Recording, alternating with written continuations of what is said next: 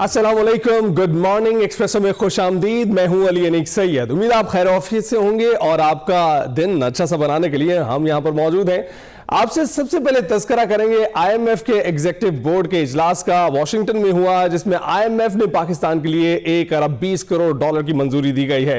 पाकिस्तान को 1 अरब डॉलर फौरी तौर पर मिलेंगे और आईएमएफ एग्जीक्यूटिव बोर्ड इजलास के एलामिया के मुताबिक माहौलियाती तब्दीलियों से निपटने के लिए 20 करोड़ डॉलर मिलेंगे।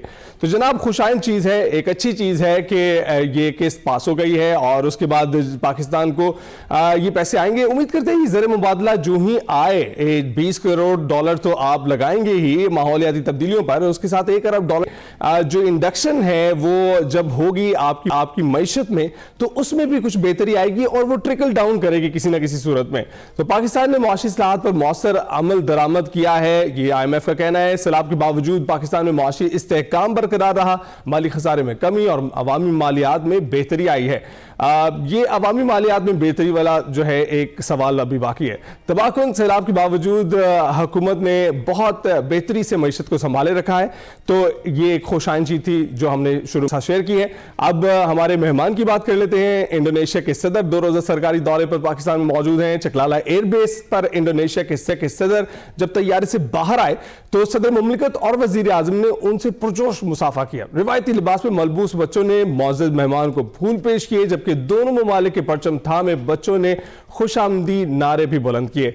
मौजूद मेहमान को 21 तोपों की सलामी दी गई। सदर जो है उनका ये पाकिस्तान का पहला सरकारी दौरा है और इंडोनेशिया से आखिरी सदारती दौरा 2018 में हुआ था। दौरा पाकिस्तान ऐसे मौके पर हो रहा है जब दोनों ममालिक सिफारती ताल्लुकात के क़याम की 75वीं सालगिरह मना रहे हैं और पाकिस्तान और इंडोनेशिया के दरमियान तिजारत, सरमायाकारी, दिफा, सेहत, IT, मौसमियाती तब्दीली, तालीम और सकाफत समेत मुख्तलिफ शोबों में ताउन के फरोग पर बातचीत की जाएगी।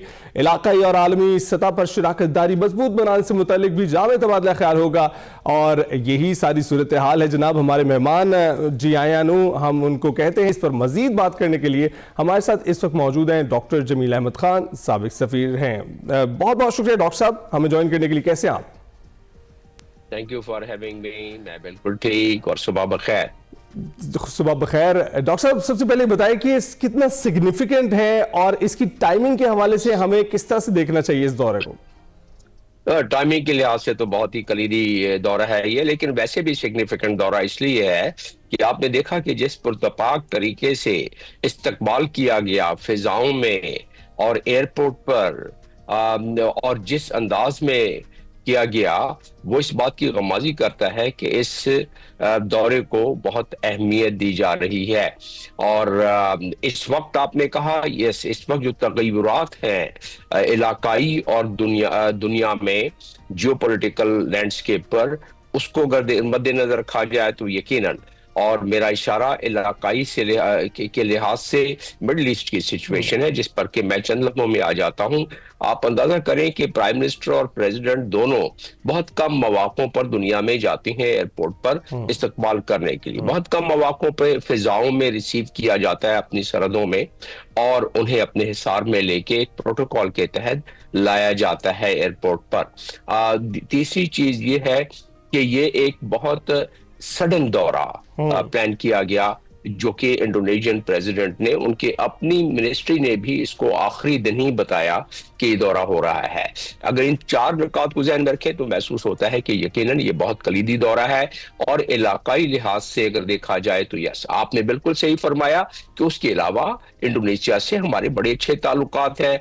इंडोनेशिया दुनिया का मुस्लिम ममालिक में सबसे बड़ा मुल्क है, 285 मिलियन उसकी आबादी है, हमसे यानी ज्यादा आबादी उनकी है और उसमें तकरीबन 87-88% मुसलमान रहते हैं। तो उस लिहाज से भी देखा जाए, और फिर ये दौरा जो कल शुरू हुआ और आज काफी उसमें MOU साइन होंगे, जिसमें आपने जिक्र कर दिया कि जिसमें ट्रेड है, इन्वेस्टमेंट है, डिफेंस है। और डिफेंस को मैं इसलिए कलीदी अहमियत दूंगा कि डिफेंस मिनिस्टर इंडोनेशिया के जुलाई में आए थे और उन्होंने मीटिंग की थी उस वक्त के chief of army staff field marshal से और अब के चीफ ऑफ डिफेंस स्टाफ से मिली, और अभी चीफ ऑफ डिफेंस की मुलाकात इंडोनेशियन प्रेसिडेंट से, जाहिर है प्राइम मिनिस्टर और प्रेसिडेंट के बाद। तो वो उस लिहाज से देखा जाए तो वो तो अपनी जगह पर trade, investment, defence, health, IT, climate जो आपने बताया, एजुकेशन, कल्चर, लेकिन जो सबसे अहम एजेंडे में बात दी हुई है और जो नुकात मैंने अभी बयान किए आपके नाजरीन के लिए, वो है रीजनल एंड ग्लोबल कोऑपरेशन।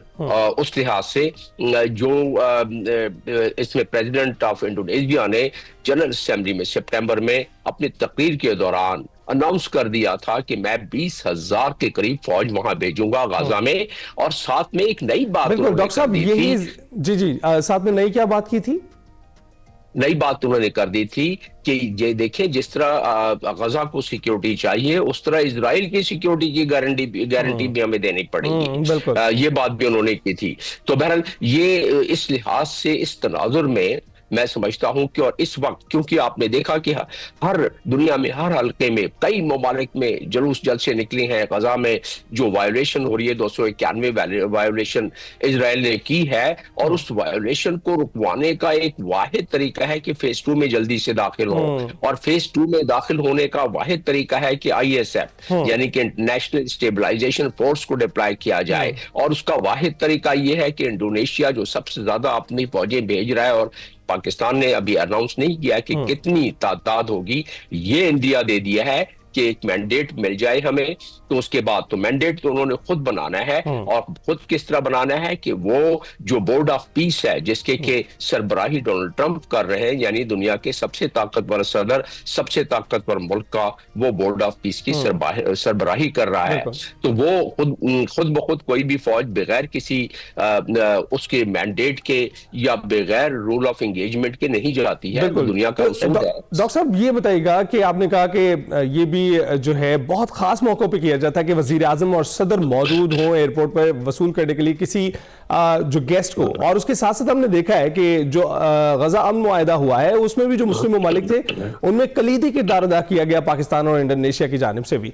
तो अब ये जो कुर्बतें बढ़ रही हैं इसको आप किस तरह से देखते हैं, जो पहले से ज्यादा बेहतर हम ताल्लुकात बना पा रहे हैं उनके साथ, इसकी क्या वजह है? क्या मई जंग में जो पाकिस्तानी अफवाज की परफॉर्मेंस थी वो एक वजह है, या फिर पाकिस्तान का सिफारती सतह पर जो मौकिफ है वो लोग तस्लीम कर रहे हैं? नहीं, इसमें तो ये एक हकीकत है कि अरसा दराज के बाद वतन अजीज के लोगों को ये उड़ान नजर आई है फॉरेन पॉलिसी में, और वो खास तौर पे मार्का हक के बाद उड़ान नजर आई है। और मैंने अपने करियर में कभी नहीं देखा पिछले 30-35 सालों में कि इतनी अच्छी फॉरेन पॉलिसी जा रही हो। सिर्फ यह है कि अब तमन्ना यही है वतन अजीज के तमाम अफराद की और मेरी कि इस फॉरेन पॉलिसी को हमारे इदारे, हमारे तमाम मिनिस्ट्रीज वो इस अंदाज से इस्तेमाल करें कि कुछ यहाँ हमारी गुर्बत और अफलास में कमी आए, हमारी इकोनॉमी जरा बेहतर हो। और जब भी दुनिया में किसी मुल्क की अच्छी ट्रेजेक्ट्री होती है फॉरेन पॉलिसी की, तो उससे उसकी इन्वेस्टमेंट भी आती है, उससे उस मुल्क के माशी हालात भी बेहतर होते हैं। तो अब उसी की उम्मीद की जा सकती है, लेकिन रफ्तार में जरा सुबक रफ्तारी चाहिए, बजाय इसके कि सुस्त रफ्तारी जो कि नजर आती है कि जिस स्पीड से फॉरेन पॉलिसी को उड़ान मिली है और मार्का हक के बाद मिली है, आप सही फरमा रहे हैं, उस स्पीड से हम आहंगी बाकी जो हमारे इदारे हैं, बाकी मिनिस्ट्रीज हैं, वो उससे कदम से कदम नहीं मिला रहे। लिहाजा ये जो आप इंडोनेशिया का प्रेसिडेंट देखें, या आप जॉर्डन का किंग देखें, या आप हमारी इस वक्त बायलैटरल एंगेजमेंट अमेरिका के साथ जिस उरूज पर पहुंची हुई है, जिस तरह बार बार सफारती महाज की तो बात अपनी जगह पर, जंगी महाज में भी हम इतने आगे हैं कि हर लोग पजीराई कर रहे हैं, यानी हम दीगर ममालिक में भी देख रहे हैं अप्रिसिएशन मौजूद है। और जहां कहीं भी हम प्रोजेक्ट करते हैं, जिस तरह दुबई में हमने अपने जंगी जो हथियार हैं उनको प्रोजेक्ट किया था, तो एक बड़ी तादाद लोगों की मौजूद थी जो देखने आई थी कि डॉक्टर साहब आपने गुफ्तगू की इस दौरे से, और ये दौरा बहुत ही खास है क्योंकि आप देख लें सऊदी अरब के साथ हमारे कैसे ताल्लुकात चल रहे हैं, अमेरिका के साथ हमारे कैसे ताल्लुकात हैं, अब इंडोनेशिया मलेशिया के साथ भी हमारे ताल्लुकात में गर्मजोशी देखी जा रही है, जो कि काफी खुशाइंद है। IMF की भी बात करें तो 1.2 का जो है वो किस्त पास हो गई और अब हम उम्मीद करते हैं कि ट्रिकल डाउन होना चाहिए, आम आवाम तक भी इसके जो समरात है वो पहुंचने चाहिए। अब आगे बढ़ते हैं, आपको बताते हैं कि फील्ड मार्शल सैयद आसिम मुनीर पाकिस्तान के पहले चीफ ऑफ डिफेंस फोर्सेस बन गए हैं और गुज़िश्ता रोज GHQ रावलपिंडी में फील्ड मार्शल के एजाज में पुरवकार तकरीब का इनेकाद किया गया, जिसमें CDF field marshal Syed Asim Munir को गार्ड ऑफ ऑनर भी पेश किया गया और पाक फौज के मुसल्ला दस्तों ने सलामी पेश की। इस तारीखी मौके पर chief of defence forces field marshal Syed Asim Munir ने तीनों मुसल्ला अफवाज से खिताब किया। फील्ड मार्शल ने दो टोक और वाज़ेह पैगाम दिया कि नया डिफेंस फोर्सेस हेडक्वार्टर पाकिस्तान के दिफा में एक फैसला कुन और तारीखी तब्दीली है, एक ऐसा कदम है जो आने वाले दौर के मल्टी डोमेन जंगी तकाजों को मजीद मजबूत और मौसर बनाएगा। फील्ड मार्शल ने वाज़ेह किया कि तीनों अफवाज अपनी इनफरादी महारत और ऑपरेशनल तैयारी बरकरार रखेंगी, लेकिन आला कमांड अब पहले से कहीं ज्यादा मजबूत, मुत्तहिद और हम आहंग होगी। उन्होंने दुश्मन को भी दो टोक पैगाम दिया और कहा कि भारत किसी खुद फरेबी में न रहे, अगली बार जवाब इससे भी ज्यादा बर्क रफ्तार और शदीद होगा। CDF फील्ड मार्शल ने तालिबान रजीम को भी वाज़ेह पैगाम दिया कि अब पाकिस्तान या ख्वारिज में से किसी एक का इंतखाब करना होगा, इसके अलावा कोई ऑप्शन नहीं है। पाकिस्तान एक अमन पसंद मुल्क है, किसी को पाकिस्तान की खुद मुख्तारी आज़म को आजमाने की इजाजत नहीं दी जाएगी और इलाकाई सालमियत पर आंच नहीं आने देंगे। हमने बात करनी है ब्रिगेडियर रिटायर्ड वकार हसन खान, दिफाई तजिया हमारे साथ मौजूद है। ब्रिगेडियर साहब बहुत बहुत शुक्रिया हमें ज्वाइन करने के लिए, कैसे आप? जी अल्हम्दुलिल्लाह, आप सुनाए कैसे हैं आप? सर बिल्कुल ठीक ठाक। बताइएगा कि इस तकरीब के हवाले से और अब जो यहाँ पर हम देख रहे हैं GHQ में ये पुरवकार तकरीब हुई है, इसके हवाले से बताइएगा कि आप क्या समझते हैं कि अब जो डिफेंस फोर्सेस हैं वो मुत्तहिद पहले से ज्यादा किस तरह से हो रही हैं? जी बिस्मिल्लाहिर्रहमानिर्रहीम। आई थिंक जो पहला इन्होंने पॉइंट चीफ ने मेंशन किया वो था multi domain operation, multi domain battle space. वो अभी वक्त की जरूरत है। इट्स नॉट कि सिर्फ इंडिया पाकिस्तान कॉन्टेस्ट में, all across the world, US देख लें, UK देख लें, इवन भारत में एक चीफ ऑफ डिफेंस स्टाफ है। तो इसमें मेनली जो है पहले 3 सर्विसेज होती थी, फिर एक रॉकेट फोर्सेस कमांड ऐड हुई है, then you have cyber, then you have information warfare और आप कहने स्पेस वॉरफेयर भी आ गया। क्योंकि आपने देखा कि लास्ट लड़ाई में सैटेलाइट्स का बहुत बड़ा रोल था और भारत ने एक्नॉलेज किया कि पाकिस्तान का रियल टाइम जो है कैपेबिलिटी भी। अभी आपने देखा उसमें चीफ ने जब जिक्र किया भारत का, बताया नेक्स्ट रिस्पॉन्स विल बी बर्क रफ्तारी के साथ और बड़ा लीथल होगा। तो बर्क रफ्तारी का मतलब बेसिकली इट इज टाइम के पहले जब दिनों और घंटों की लड़ाई उसकी प्लानिंग या डिसीजन मेकिंग होती है, now it's come to second, split second में आ गई। दैट्स व्हाई आई थिंक एक तो रिक्वायरमेंट है जिसमें सारी सर्विसेज का उसमें इत्तेफाक भी था और जरूरत भी है। फिर उसमें उन्होंने ये भी जिक्र किया कि जो उनके एडमिनिस्ट्रेटिव इश्यूज हैं, जो ऑपरेशनल उनका काम है, उसमें ऑटोनोमस रहेंगी सारी सर्विसेज। इसका मतलब जिसमें पहले फंक्शन होती थी, लेकिन क्राइसिस में, प्लानिंग में ये यकजान होके एज आप कह लें एज बेसिकली सिंगल एंटिटी काम करेंगे और यही जरूरत है। आई थिंक एक बड़ा स्ट्रॉन्ग मैसेज था भारत के लिए कि लास्ट टाइम आपकी अच्छी खासी उठाई हुई है और अभी नेक्स्ट टाइम अगर आप करते हैं इस तरह की हरकत या एफर्ट करते हैं अंडरमाइन करने की, तो there will be a very strong response within बिल्कुल। भारत को तो ब्रिगेडियर साहब हमने जवाब दिया ही और हर मौके पर दिया है, लेकिन इस बार अफगानिस्तान के लिए भी खास पैगाम दिया गया है जो फील्ड मार्शल है उनकी जानिब से कि आपको पाकिस्तान या ख्वारिज में से किसी एक का इंतखाब करना होगा। तो इसको किस तरह से देखते हैं? ये बड़ा जरूरी है बिकॉज दूसरा फ्रंट भी खुला हुआ है और अनफॉर्चुनेटली जो TTA की गवर्नमेंट है या आप कह लें तालिबान की गवर्नमेंट है, वो सपोर्ट कर रहे हैं कितना ख्वारिज को जो बेसिकली पाकिस्तान में टेररिज्म कर रहे हैं। इंटरनली पाकिस्तान ने बड़ी हद तक उसको चेक भी किया है, काबू भी पाया जा रहा है। बलूचिस्तान में आपने देखा है कि अभी काफी बड़े सरेंडर हुए और देयर इज रियलाइजेशन कि ये एक लूजिंग वॉर है जिसको भारत जो है बेसिकली सपोर्ट कर रहा है। तो उसमें दोनों को मैसेज है, जो स्पॉन्सर्स भी हैं और जो बेसिकली वहां से करवा रहे हैं कि इधर इट्स पाकिस्तान या ख्वारिज। और अगर आप समझते हैं जी कि ख्वारिज की सपोर्ट क्रिटिकल है अफगानिस्तान की, सो बी इट, उसका रिस्पांस उस तरीके से आएगा जिसका पाकिस्तान ऑलरेडी दे रहा है। बाकी जो है डिप्लोमेटिकली पाकिस्तान ने काफी उनका घेरा तंग कर लिया। आपने देखा अभी ताजिकिस्तान से आवाजें उठ रही हैं, चाइना बहुत ज्यादा परेशान है, ईरान ऑलरेडी ईरानी नेशनल सिक्योरिटी एडवाइजर यहाँ पे जो ब्लैंक चेक दे के गए।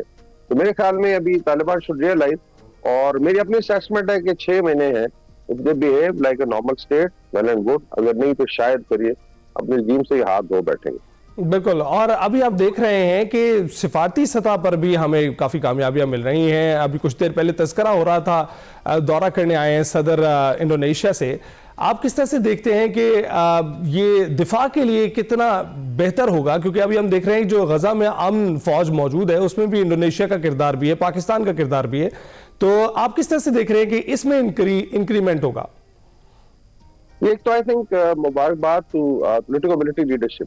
इस पर आपने देखा है कि प्राइम मिनिस्टर शहबाज शरीफ हो, फॉरेन ऑफिस हो, मिलिट्री की कमांड है और तीनों सर्विसेज आप देखें, पोर्ट कॉल्स भी की हैं, नेवल चीफ भी, फील्ड मार्शल सईद आसिम मंदीर, बहुत ज्यादा एक्टिविटी और बड़ी बरकरारी के साथ उन्होंने डिप्लोमेटिक स्पेस को ऑक्यूपाई किया। तो अरेबिया के साथ डिफेंस एग्रीमेंट हो चुका है जिसकी बहुत बड़ी इम्प्लीकेशन होगी। तुर्की के साथ यहाँ पे बहुत ज्यादा गुड फीलिंग पहले भी थी, लेकिन अभी पाकिस्तान को सुपर स्टेट गिना जा रहा है और आप देखा कि बहुत ज्यादा कोऑपरेशन है। फिर आ जाते हैं I think south east Asia, जिसमें मलेशिया, इंडोनेशिया बड़े ममालिक हैं और ये बड़ा खुश आइंदा आई थिंक मेरे ख्याल में जो मुझे याद पड़ा बड़े अरसे बाद इंडोनेशिया के सदर कोई भी हेड ऑफ स्टेट आए हैं पाकिस्तान में और बायलैटरल जो विजिट है और it's very very important. Indonesia again is the largest Muslim country, Muslim majority country और इकोनॉमिकली भी बड़ा स्ट्रॉन्ग है, लेकिन वो समझते हैं कि पाकिस्तान के साथ ताल्लुकात बढ़ाने से खत्ते में अमन के लिए भी काम हो सकता है, म्यूचुअल डेवलपमेंट हो सकती है और आई एम श्योर अगर भी बातचीत होगी कि ये दो बड़े ममालिक हैं जो वहाँ पे पीस एफर्ट के लिए एक मेजर इनिशिएटिव ले सकते हैं। ये बड़ी खुश आइंद है आई थिंक, चाहे मल्टीलैटरल फोरम्स हो चाहे बायलैटरल हो, पाकिस्तान की डिप्लोमेसी अल्लाह के फजल जलील साहब कह रहे थे एक नए दौर में दाखिल हुई और बड़ी प्रोएक्टिव है और भारत को समझ नहीं आ रही कि उनके साथ क्या हो रहा है। तो ये वक्त की जरूरत भी है और इसको मजीद आगे बढ़ाने की जरूरत। बिल्कुल। तो ब्रिगेडियर साहब आप क्या देखते हैं, फोर्सेस में कितनी गर्मजोशी पाई जाती है फील्ड मार्शल के चीफ ऑफ डिफेंस फोर्सेस बनने पर? ये देखें, ये वो कमांड है, चाहे वो आर्मी की हो चाहे वो एयरफोर्स की हो, नेवी भी तैयार थी, इसका हमारी रॉकेट फोर्स जिन्होंने एक बहुत बड़ा मार्का जीता, मार्का है हक, चाहे वो 4 दिन का था लेकिन उसमें एक बड़े दुश्मन को बर्दाश्त शिकस्त दी और this is acknowledge all across. मतलब यहाँ पे मिडल ईस्ट में, वेस्ट एशिया में, जैसे मैंने मेंशन किया, पाकिस्तान की जो मिलिट्री कैपेबिलिटी है और स्टेचर एज अ स्टेट है बहुत ऊपर गया। तो डेफिनेटली फौज का तमाम सर्विस का मोराल भी अप है।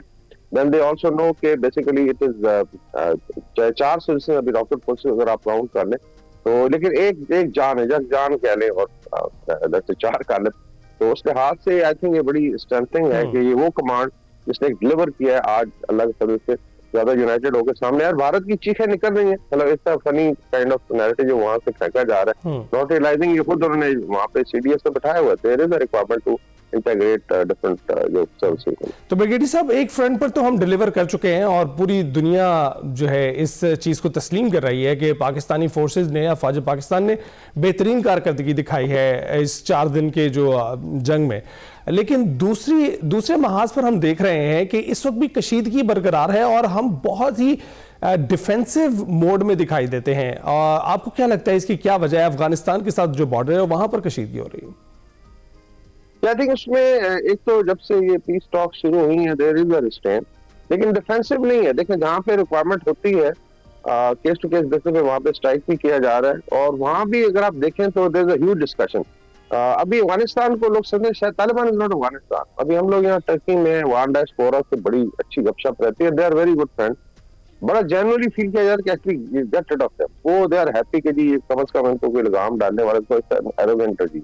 हमारी एफर्ट रही है, आप देखा कि शुरू से ही उनकी डिप्लोमेटिक सपोर्ट सबसे ज्यादा पाकिस्तान है, पहली इन्वेस्टमेंट कॉन्फ्रेंस यहाँ पे।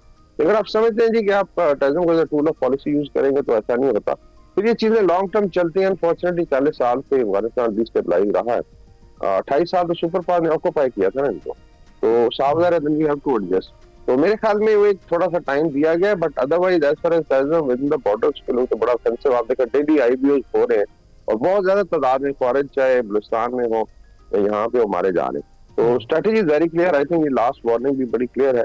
बाकी there is now a feeling in Taliban जो ऐसे जिक्र भी हो रहा था कि मिडिल ईस्ट में जो बातचीत हो रही है कि पाकिस्तान के बाहर गुजारा नहीं है, 2 करोड़ खवातीन को आपने बंद किया हुआ है, उसके बाद जो है 80% आबादी जो भूख और अफलास का शिकार है। These are reports by World Bank और वर्ल्ड इकोनॉमिक फोरम की रिपोर्ट्स है। और उसके अलावा आई थिंक जो बाकी कम्युनिटीज हैं, even Pashtun are not happy. देखें अगर 1.5-2 लाख तालिबान है, डजंट मीन कि दे रिप्रेजेंट 4 करोड़ लोगों को। तो उज़्बेक्स हैं, ताजिक्स हैं, हज़ारा हैं, गुलिस्तानी हैं, हसीदान है हेरात के, नोबडी इज हैप्पी, फिर रेजिस्टेंस फोर्सेस भी इकट्ठी हो रही हैं, अब्दुल रशीद दोस्तम इज रेडी, फिर अहमद मसूद, तो ज्यादा ये चल नहीं सकता ये अरेंजमेंट। तो they have to realize it's a long term fight. इंशाल्लाह ताला पाकिस्तान इसमें विक्टोरियस भी होगा और अफगानिस्तान में भी अमन आएगा। बिल्कुल ब्रिगेडियर साहब, बहुत बहुत शुक्रिया। और आप बिल्कुल ठीक कह रहे हैं कि चलो अफगानिस्तान में भी अमन आएगा, और हम ख्वाहिश इसकी इसलिए करते हैं कि हमारे दरीना ताल्लुकात हैं, हमारे भाई हैं जिनके साथ बहुत से अदवार हमने देखे हैं, तो हम उम्मीद करते हैं, क्योंकि भारत के साथ तो हम जानते ही है दरीना दुश्मनी है जिसकी वजह से ये सारी सूरत हाल उनके साथ पैदा होती है, लेकिन दूसरे बॉर्डर पर जो दरीना ताल्लुकात हैं उनको मद्देनजर रखते हुए डिलेज भी देखे जा रहे हैं, कोशिशें भी देखी जा रही हैं, और मुज़ारात पर भी बार बार बात हो रही है, जो कि चलता रहना चाहिए ताकि मामलात किसी न किसी सूरत किसी करवट बैठ जाएं। अभी ब्रेक पर जाएंगे। वेलकम बैक जनाब। जरूरी है कि हम बात करें बार बार IMF के एग्जीक्यूटिव बोर्ड के इजलास की जो वॉशिंगटन में हुआ, शो के आगाज में भी हमने किया, लेकिन इस वक्त भी करना इसलिए जरूरी है ताकि हम समझ सकें कि इसके असरात मईशत पर किस तरह से पड़ेंगे, जिसमें IMF ने पाकिस्तान के लिए 1 अरब 20 करोड़ डॉलर की मंजूरी दी है और पाकिस्तान को 1 अरब डॉलर फौरी तौर पर मिलेंगे। IMF एग्जीक्यूटिव बोर्ड इजलास के एलामिया के मुताबिक माहौलियाती तब्दीलियों से निपटने के लिए 20 करोड़ डॉलर भी मिलेंगे। तो पाकिस्तान ने मुआशी इस्लाहत पर मौसर अमल दरामद किया है, इसको तस्लीम किया गया है IMF की जानिब से, और सैलाब के बावजूद पाकिस्तान में मुआशी इस्तेहकाम बरकरार रहा है, माली खसारे में कमी हुई है, अवामी मालियात में बेहतरी आई है। तबाहकुन सैलाब के बावजूद हुकूमत पाकिस्तान ने मजबूत मुआशी कारकर्दगी का मुजाहरा किया है। तवानाई के शोबे की पायदारी, अवामी खिदमात की बेहतरी, इस्लाहाती अमल के तसलसल को भी यकीनी बनाया गया है। IMF ने इसे ज़रूरी भी करार दिया है और IMF का टैक्स बेस बढ़ाने और मैक्रो इकनॉमिक इस्तेहकाम यकीनी बनाने पर भी जोर। उन्होंने कहा है कि हुकूमत मालियाती लचक बढ़ाने की इस्लाहात पर पेशरफ्त कर रही है और दोनों प्रोग्राम्स के तहत अब तक पाकिस्तान को कुल 3.3 अरब डॉलर जारी हो चुके हैं। पाकिस्तान को EFF प्रोग्राम की 2 एक साथ पहले ही मिल चुकी हैं और पाकिस्तान ने 37 माह का जो मौजूदा कर्ज प्रोग्राम है सितंबर 2024 में शुरू किया था, उसे हासिल किया था, और EFF प्रोग्राम की 1 अरब डॉलर की जो पहली किस्त सितंबर 2024 में मिली थी, जबकि दूसरी जो किस्त है 1 अरब डॉलर की जो किस्त है वो मई 2025 में मिली थी। इस पर हमने बात करनी है। डॉक्टर अयूब मेहर साहब हमारे साथ हैं, माहिर मुआशियात हैं। डॉक्टर साहब, बहुत बहुत शुक्रिया हमें ज्वाइन करने के लिए। कैसे आप? अल्हम्दुलिल्लाह।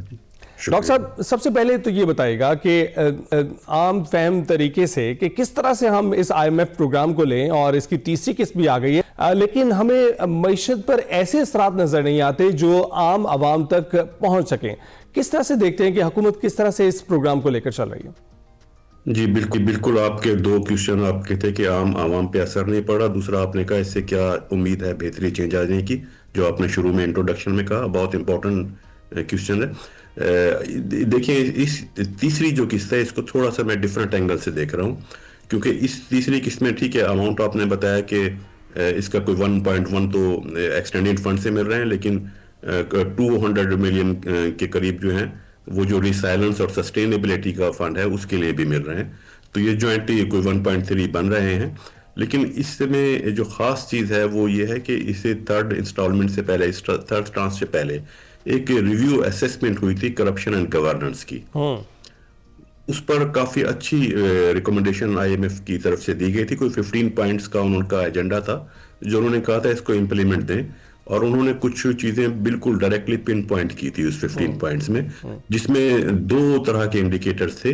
एक का जो ताल्लुक था वो बिल्कुल कैटेगोरिकली लिखा था, एक का ताल्लुक तो हमारी सिस्टमेटिक प्रॉब्लम से है, हमें कुछ सिस्टमेटिक चेंजेस लानी है। दूसरा जो है, पहली मरतबा इस तरह के लफ्ज यूज किए गए हैं कि इलीट करप्शन का लफ्ज यूज किया गया है, इलीट के लेवल पे। वो एक पॉलिसी से उसका ताल्लुक है।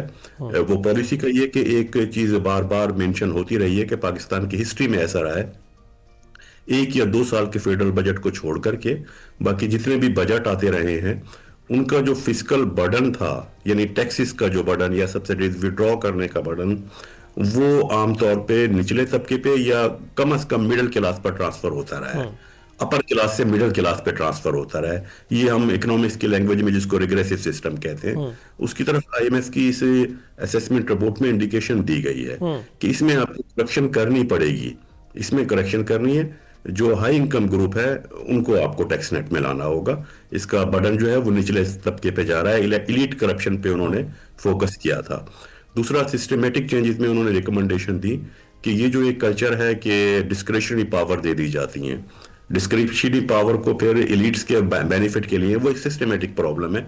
वो यूज किया जाता है एसआरओ के जरिए या नोटिफिकेशन के जरिए, किसी के टैक्स को एग्जेम्प्ट कर देना, किसी की सब्सिडीज को विड्रॉ कराना या अननेसेसरी सब्सिडीज देना, ये फिस्कल बर्डन पड़ते रहते हैं। इन चीजों को खत्म किया जाए। डिस्क्रिशनरी कल्चर नहीं होना चाहिए, डिस्क्रिशनरी पावर्स नहीं होनी चाहिए। एफबीआर का काम टैक्स कलेक्शन है, पॉलिसी मेकिंग नहीं है। टैक्स कलेक्शन के लिए उसको पावर दी जाए, उसको ऑटोनॉमी दी जाए। ये इस तरह की सिस्टम से रिलेटेड कोई 15 रिकमेंडेशन दी गई। तो डॉक्टर साहब, आप कितना देखते हैं कि कितनी यूनिक थी ये रिपोर्ट? क्योंकि इससे पहले भी देखा कि हमने आईएमएफ से प्रोग्राम लिए थे, उस दौरान तो आईएमएफ की जो शराइत थी वो इससे मुख्तलिफ दिखाई देती रही है, और इसके साथ साथ करप्शन पे रिपोर्ट आ जाना, आप क्या समझते हैं कि अब जो पाकिस्तानी अवाम है वो तो पिस ही रहे हैं, लेकिन आईएमएफ का भी करप्शन पर बात करना ये कितना सिग्निफिकेंट है? ये इसलिए सिग्निफिकेंट है कि एक क्वेश्चन आवाम के लेवल पर हमेशा से होता रहा है आईएमएफ के लिए कि इनके आने से फायदा क्या हो रहा है, इनके आने से तो हम पे बोझ पड़ रहा है, ये तो आके महंगाई कर देते हैं, ये तो आकर के टैक्स बढ़ा देते हैं। तो वो जाहिर है आईएमएफ को भी वो चीज़ है, दूसरी कंट्रीज में भी आईएमएफ के प्रोग्राम होते हैं, उनको ये चीज़ें पता लगती हैं, फील भी होती हैं। तो उन्होंने इसके पिन पॉइंट किए, चीज़ें ढूंढी हैं, और उसमें ये एक मैंडेटरी रिपोर्ट है, इसको इम्प्लीमेंट करना ही है।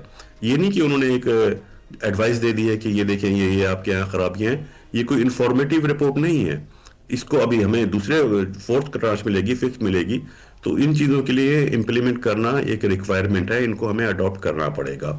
और एक चीज़ वेरी अनफॉर्चुनेटली, कुछ चीज़ें हम खुद भी समझते हैं कि ये गलत है, पाकिस्तान में ये होनी चाहिए, लेकिन हम कर नहीं पाते, उसके लिए कोई ना कोई हम एक्सक्यूज दे देते हैं। जब आईएमएफ की तरफ से कोई रिकमेंडेशन आ रही होती है तो हमारा ये एक्सपीरियंस है कि एक ट्रेंड बन गया है, फिर हम कहते हैं कि in the name of IMF हम कहते हैं कि इसको इम्प्लीमेंट करना है। अच्छा, उसके साथ ही आईएमएफ ने एक चीज और बता दी जो हमारी रिक्वायरमेंट भी है, मैं आपके प्रोग्राम में भी पहले भी अर्ज कर चुका हूँ। हमारी रिक्वायरमेंट है, हमारी जीडीपी की ग्रोथ जो है वो 2-3-4% नहीं, हमारी जो इकोनॉमी का जो स्ट्रक्चर है उसके मुताबिक एक रिक्वायरमेंट है कि हमारी ग्रोथ 6 से 7% के दरमियान होनी चाहिए। ये रिक्वायरमेंट है। ये ग्रोथ रेट होगी तो हमारे यहाँ अनएम्प्लॉयमेंट कम होगी, हमारे यहाँ पॉवर्टी कम होगी। ये हमारी रिक्वायरमेंट है। आईएमएफ ने अपनी इस रिपोर्ट में बिल्कुल कैटेगोरिकली मेंशन किया है कि ये जो गवर्नेंस को इंप्रूव करने वाले, करप्शन को कम करने वाले 15 स्टेप्स हैं, अगर ये अडॉप्ट कर लिए जाते हैं तो पाकिस्तान के जीडीपी ग्रोथ 6.5% हो जाएगा। राइट। तो डॉक्टर साहब, आप किस तरह से देखते हैं कि अगर हम आईएमएफ की ऐनक से पाकिस्तान की जो हुकूमत है इस वक्त, मौजूदा हुकूमत की कारकर्दगी को देखें तो कैसे नजर आती है, और अगर हम आवाम की ऐनक से देखें तो कैसे नजर आती है, और एग्जीक्यूटिव खुद यानी हुकूमत खुद अपनी परफॉर्मेंस को किस तरह से देख रही है, उस पर भी बात करें। देखिए, इसमें एक चीज तो बड़ी क्लियर है, ये एक दुनिया में सब जगह होता है कि अगर उस हुकूमत की ऐनक से देखा जाए तो हर जगह होता है कि हर चीज अच्छी जा रही है। अपोजिशन की ऐनक से देखा जाए तो कोई भी चीज सही नहीं जा रही है, हर चीज खराब जा रही है। ये तो एक यूजुअल फिनोमेना है। लेकिन पब्लिक की ऐनक से बिल्कुल पब्लिक का ओपिनियन मैटर करता है, बहुत मैटर करता है। उसमें यह था कि आप कह रहे हैं कि आईएमएफ की कंडीशन पहले आती थी, पहले जो कंडीशन ज्यादा जिस पर फोकस होता था उनका ताल्लुक मैक्रो इकोनॉमिक स्टेबिलिटी से होता था। आपके यहाँ मैक्रो इकोनॉमिक इंडिकेटर जो हैं वो इंप्रूव होने चाहिए, तो हमारा फोकस मैक्रो इकोनॉमिक स्टेबिलिटी पे होता था, करप्शन या गवर्नेंस पे नहीं होता था।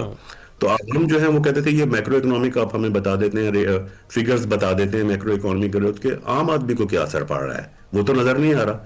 वो एक क्वेश्चन था, तो उस क्वेश्चन को इसमें रिपोर्ट में क्योंकि एड्रेस किया गया है, और आवाम की जहां तक ऐनक से बात है तो अभी तक जाहिर है आवाम ने कुछ अच्छा महसूस नहीं किया।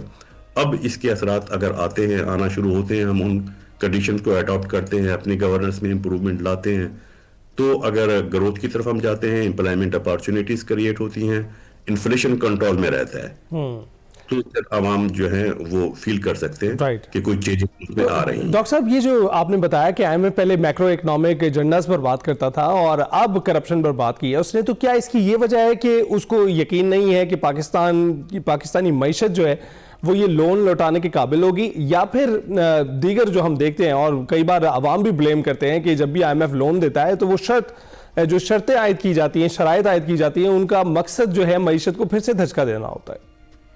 नहीं, बेसिकली आईएमएफ बुनियादी तौर पर एक लैंडिंग इंस्टीट्यूशन है, और लैंडिंग भी लॉन्ग टर्म लैंडिंग इंस्टीट्यूशन नहीं है। जो शॉर्ट टर्म प्रॉब्लम आ रही होती है ना, कंट्री को फॉरेन एक्सचेंज है, डिफॉल्ट ना हो जाए, बाहर पेमेंट होती रहे, तो अपनी मेंबर कंट्रीज को एक तरह से रेस्क्यू करने आता है। वो मरीज जो ऑलरेडी आईसीयू में है, आईएमएफ तो उसको बचाने आ रहा है ना। आईएमएफ फिर जाहिर है बहुत सख्त पेन किलर्स देता है जो सख्त होती हैं, तो वो उसमें वो जो ऑपरेट कर रहा होता है तो उसके अगेंस्ट बहरहाल क्वेश्चन भी आते हैं। तो उसमें आईएमएफ का जो होता है मकसद जो फील नहीं हो रहा होता, बर्डन पड़ रहा होता है। और उसकी क्योंकि आईएमएफ लैंडिंग इंस्टीट्यूशन है, ग्रांट्स तो नहीं दे रहा, उसको रिकवरी भी करनी है, तो उसका फोकस इस चीज पर होता है कि ये जो हम लैंडिंग कर रहे हैं ये रिकवर हो जाएंगे। रिकवर होने के लिए वो शराइत रखते हैं, टैक्स बढ़ाएं, इंटरेस्ट रेट बढ़ाएं। नॉर्मली वो फिस्कल एंड मैनेजमेंट पॉलिसीज की मैनेजमेंट की बात करते हैं। उसमें मैक्रो इकोनॉमिक स्टेबिलिटी के इंडिकेटर्स जो माजी में बताए जाते रहे हैं, इस दफा आईएमएफ ने कैटेगोरिकली कह रहा है कि मैक्रो इकोनॉमिक स्टेबिलिटी तो आप कर रहे हैं, इंप्रूवमेंट आ रही है, लेकिन आम आदमी को क्योंकि फील नहीं हो रहा ना, तो इस दफा करप्शन को कंट्रोल करना और गवर्नेंस को इम्प्रूव करना, वो बुनियादी जो रूट लैंड है वो है, उस पर आईएमएफ। तो डॉक्टर साहब आप क्या सजेस्ट करेंगे आप आम आदमी को कि वो किस तरह से अपना बजट प्लान करे, क्योंकि हम देख रहे हैं कि मईशत में इस्तेहकाम तो मौजूद है, लेकिन इस्तेहकाम महंगाई को लेकर है, क्योंकि महंगाई इतनी, आमदनी इतनी नहीं है जितनी महंगाई है। तो फिर इस सूरत हाल में क्या लायामल अपनाए कि वो अपना घर ठीक तरीके से चला सके? नहीं, आम आदमी को अभी मौजूदा सूरत हाल में तो जो है उसमें मैनेज करना होगा, वही उसी में अपनी लिमिटेशन में रहते हुए कोई बड़ा जंप नहीं लिया जा सकता। उसी तरह एक लेमैन लैंग्वेज में कहते हैं कि गुजारे वाली पोजीशन है। लेकिन जब चेंजेस आनी शुरू होंगी, पहला जब चेंजेस आएंगे ना, आप देखिएगा उसका जो पहला आगाज होता है ना, वो ये होता है कि इन्वेस्टमेंट होती है, इंडस्ट्रियलाइजेशन होती है और जॉब अपॉर्चुनिटीज क्रिएट होती है। वो पहला इंडिकेटर होता है, पहला सोशियो इकोनॉमिक इंडिकेटर होता है। बाकी इंडिकेटर, बाकी इंप्रूवमेंट उसके बाद आती है। तो वो चेंज आने में अगर इम्प्लीमेंट भी होती है तो मैं समझता हूँ 6 महीने से 1 साल का अर्सा तो लगता है उसके असरात आने में। डॉक्टर साहब यहाँ पर तो बहुत सारी कंपनीज जो हैं वो काम छोड़कर चली गई हैं, तो उस सूरत में तो जॉब्स चली गई हैं, तो ये किस चीज का इंडिकेटर है? वो गवर्नेंस का इंडिकेटर है। देखिए ना, उसमें क्लियर ही अब क्या हो रहा है, बर्डन जो है हमें रिकवरी करनी है, लोन वापस करने, तो हम जो ऑलरेडी जो तबकात टैक्स दे रहे हैं उसमें सैलरी पर्सन भी है, दूसरे रिटेलर्स भी हैं, दूसरे मिडिल क्लास या लोअर मिडिल क्लास भी हैं। हम इनडायरेक्ट टैक्सेस के जरिए रिकवरी करते हैं, क्योंकि एक पहले एफबीआर की इस तरह की रिपोर्ट आती रही हैं कि जो, और इस दफा आईएमएफ ने लिख दिया है कि एलीट क्लास तो टैक्स नहीं दे रही ना, टैक्स बर्डन नहीं ले रहे। तो जब उनकी सब्सिडीज उनको नहीं मिलनी चाहिए, सब्सिडीज मिलनी चाहिए जो डिजर्व करते हैं, टैक्स के बेनिफिट मिलने चाहिए जो डिजर्व करते हैं। वहां अगर आपका फॉलो होता है, रिग्रेसिव सिस्टम बना हुआ है कि लो इनकम ग्रुप से टैक्स लेकर हाई इनकम क्लास पे खर्च किया जाए, ये रिग्रेसिव सिस्टम। आप हुकूमत की कारकर्दगी को कैसे देखते हैं? क्या सजेस्ट करेंगे इस वक्त इस लोन को लेकर और मईशत को लेकर जो इस्लाहात वो लेकर आए हैं, क्या दुरुस्त समत पे जा रहे हैं? मैक्रो इकोनॉमिक स्टेबिलिटी ग्रेजुअली आना शुरू हो गई है, बहुत बेहतर जंप नहीं है, लेकिन उसमें बेहतरी आना शुरू हुई है। Trade deficit, current account deficit improve हो रहा है, इन्फ्लेशन का फिगर थोड़ा सा दोबारा बढ़ना शुरू हो गया है, लेकिन बहुत सिग्निफिकेंटली कम हो गया था। वो अच्छी चेंजेस आ रही हैं। GDP growth rate slightly grow करना शुरू कर दिया है, लेकिन उसमें सब चीज़ों के बावजूद जो प्रॉब्लम है वो यही है कि उसके असरात अभी आम आदमी की तरफ नहीं जा रहे, सिस्टम रिग्रेसिव है। जो विल पावर चाहिए ना, जहां से आप टैक्स ले रहे हैं, इकोनॉमिक स्टेबिलिटी की तरफ हम जा रहे हैं, लेकिन एक विल पावर की जरूरत है, क्योंकि इकोनॉमिक इंडिकेटर में जब आप बेसिक फंडामेंटल स्टेप लेते हैं तो उसके सोशियो पॉलिटिकल कॉन्सिक्वेंसेस भी होते हैं। हुकूमत अगर चाहे कि सबको खुश रखे, ऐसा नहीं होता।